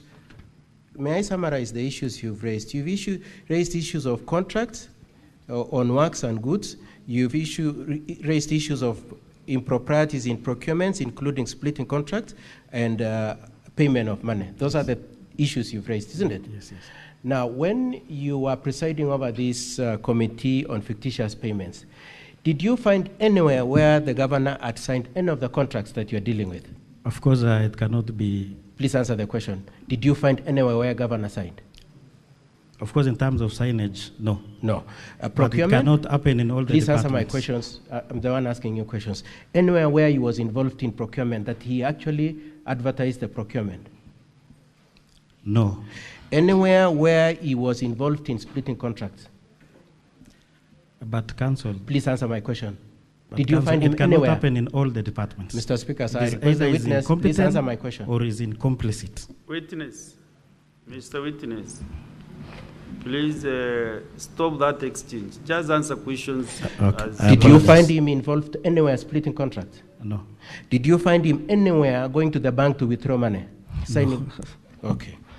Now, in your committee, you said some people appeared before you, isn't it? Yes, yes. And some of those people in your report, you subsequently recommended action against them, isn't it? Yes. Now, as you speak today, you are coming to support an action against the governor, isn't it?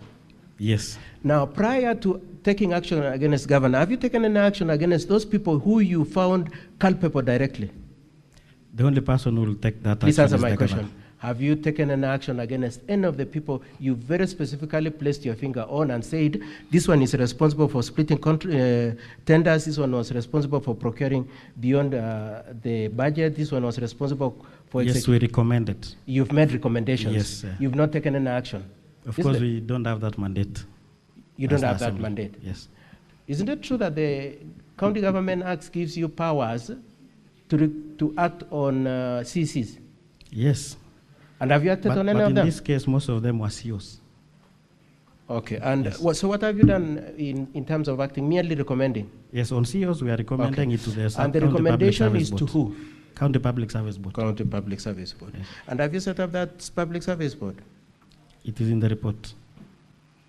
Lastly, just to save on my time, prior to the excitement to bring this impeachment against the governor, did you give him an opportunity to react to your concerns? Did you hear him? Did your committee give him an opportunity to be heard? Of course, what we did... Please answer my question. Did you invite him to respond to your concerns?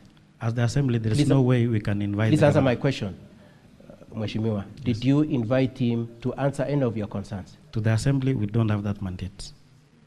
The only way we can invite the governor is through impeachment. Listen to my question again. You are chairing a committee, isn't it? Yes. Did you invite him to come and answer any of the questions you had? Mr. Speaker, sir, if the witness could answer my question. Yes, we invited him to respond to these issues through impeachment motion, which is here before us. Okay, so let the senators listen. So the only way you invited him is through impeachment motion? Of course. You did not bring him down and ask him about the building you were splashing on the... And that is why he had an opportunity to be in the Assembly on date 15th. And so this impeachment is meant for him to explain how there was improper procurement, why contracts were, any procurements were split, why contracts were not properly executed. That's Yes, your point? yes. Mr. Speaker, sir, thank you very much for the opportunity to cross-examine. And Mr. Kipkoech, thank you for answering my Council question. for the County Assembly, do you want to do the examination to the witness? Yes, Mr. Speaker, I have some 2 or 3 clarifications through Go the ahead. examination. Thank you so much. Who raised the alarm that founded the basis for forming the ad hoc committee? Deputy Governor, His Excellency Fred Kirui. In which department does the deputy governor work? In which section of the county structure? Executive or the assembly? He is the principal assistant of the governor. The principal assistant to the governor is the one who raised these issues? Yes. You've been asked about the deputy governor being the principal beneficiary of this impeachment motion. My question to you is, the facts in the deputy governor's alarm, when you did your investigation, did you confirm them to be correct or false? The facts he raised, were they eventually confirmed to be correct or false? It was correct. It was correct. Yes. Who supplied you with the documents that helped you to verify the allegations in the DG's alarm? CC Finance. The CEC Finance. CEO Finance and chief officers from the affected departments. To whom is the CEC Finance answerable? To the executive headed by the governor. To the executive headed by the governor. You have been asked as to why you now attribute these actions to the governor without any signature of his on the paper trail. What do you say to that? It cannot be coincidence that all the departments is being affected by all these fictitious payments. It's either the governor is incompetent or is in support. That is all in my re-examination.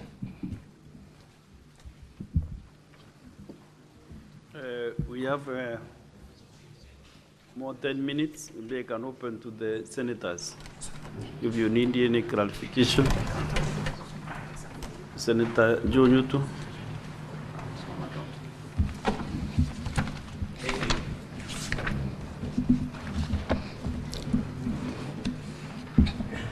Thank you, Mr. Speaker. I just need to seek some clarification from the witness. Mr. Witness, when you did this fictitious payment report, yes, you must have been motivated by the need to see that resources in Kericho County government were expended in the right way. Yes, yes. And it is also true that the governor does not or did not sign any of those documents. So once this corruption, because it's corruption, was found to have happened, apart from impeaching the governor, did you as a committee or as a personal level find it necessary to report this crime to EACC as a good resident of Kericho County? Thank you, Mr. Speaker. Okay.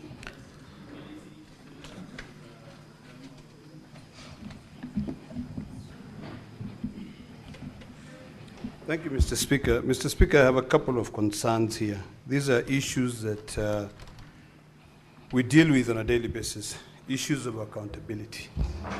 And now I am deliberating on the earlier resolution of the House, as chaired by the Speaker, in terms of calling additional witnesses to be able to verify certain claims which are being raised here. These issues which are being discussed here, Mr. Speaker, relate to the issues of accountability, which falls under two committees of this House. Specifically, the Committee on Public Accounts, Committee of this account. I have followed keenly on the submissions by the Council for the Assembly. I've looked at volume 4, page 87, on the picture which was being displayed on the screens of a building which is supposed to have been paid for 2 million shillings. And all of us here are quite clear. And I've also followed keenly on the issues that have been raised in terms of public participation, on the expenditures which were incurred for that exercise. My concern here is this. The earlier issue that we're dealing with was an issue of technicality. But now we come to the issue of a fiduciary responsibility. The question that I have, and I have two questions for you, Mr. Speaker, is one. Will it be in order? You know I'm not the witness. Sorry, will it be in, a request for you, Mr. Speaker, will it be in order for us to call for the contractor who was paid this money? Because we're all talking about fighting corruption. If a contractor was paid 2.8 million to fix a building and it was not built, we need to be able to separate fact from fiction. Number two, now to the witness.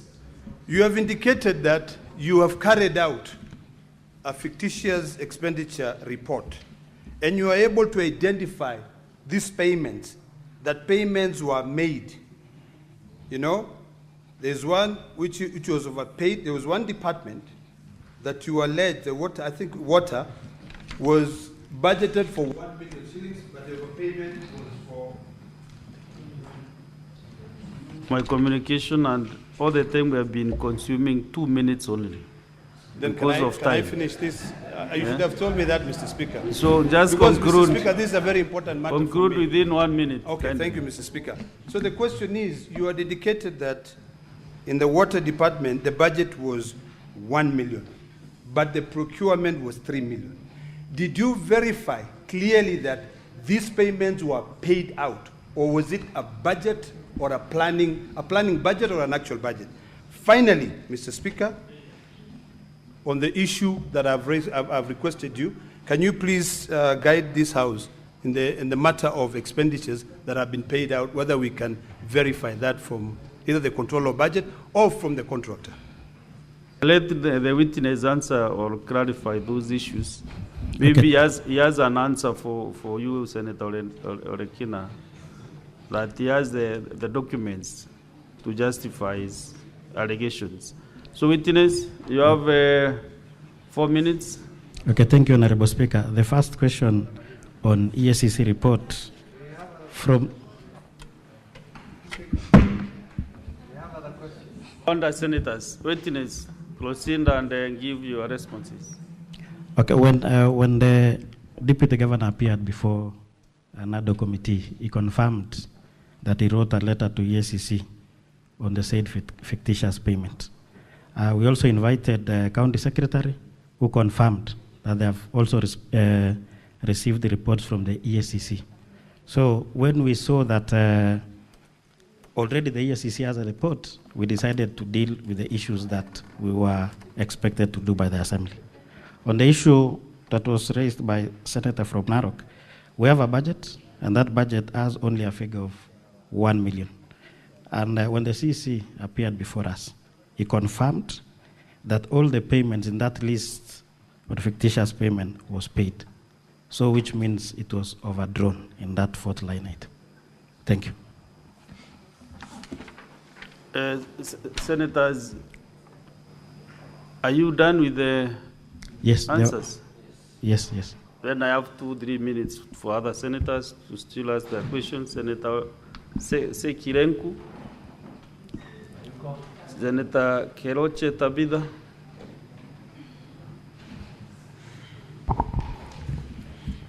Thank you, Mr. Speaker, sir. I also want to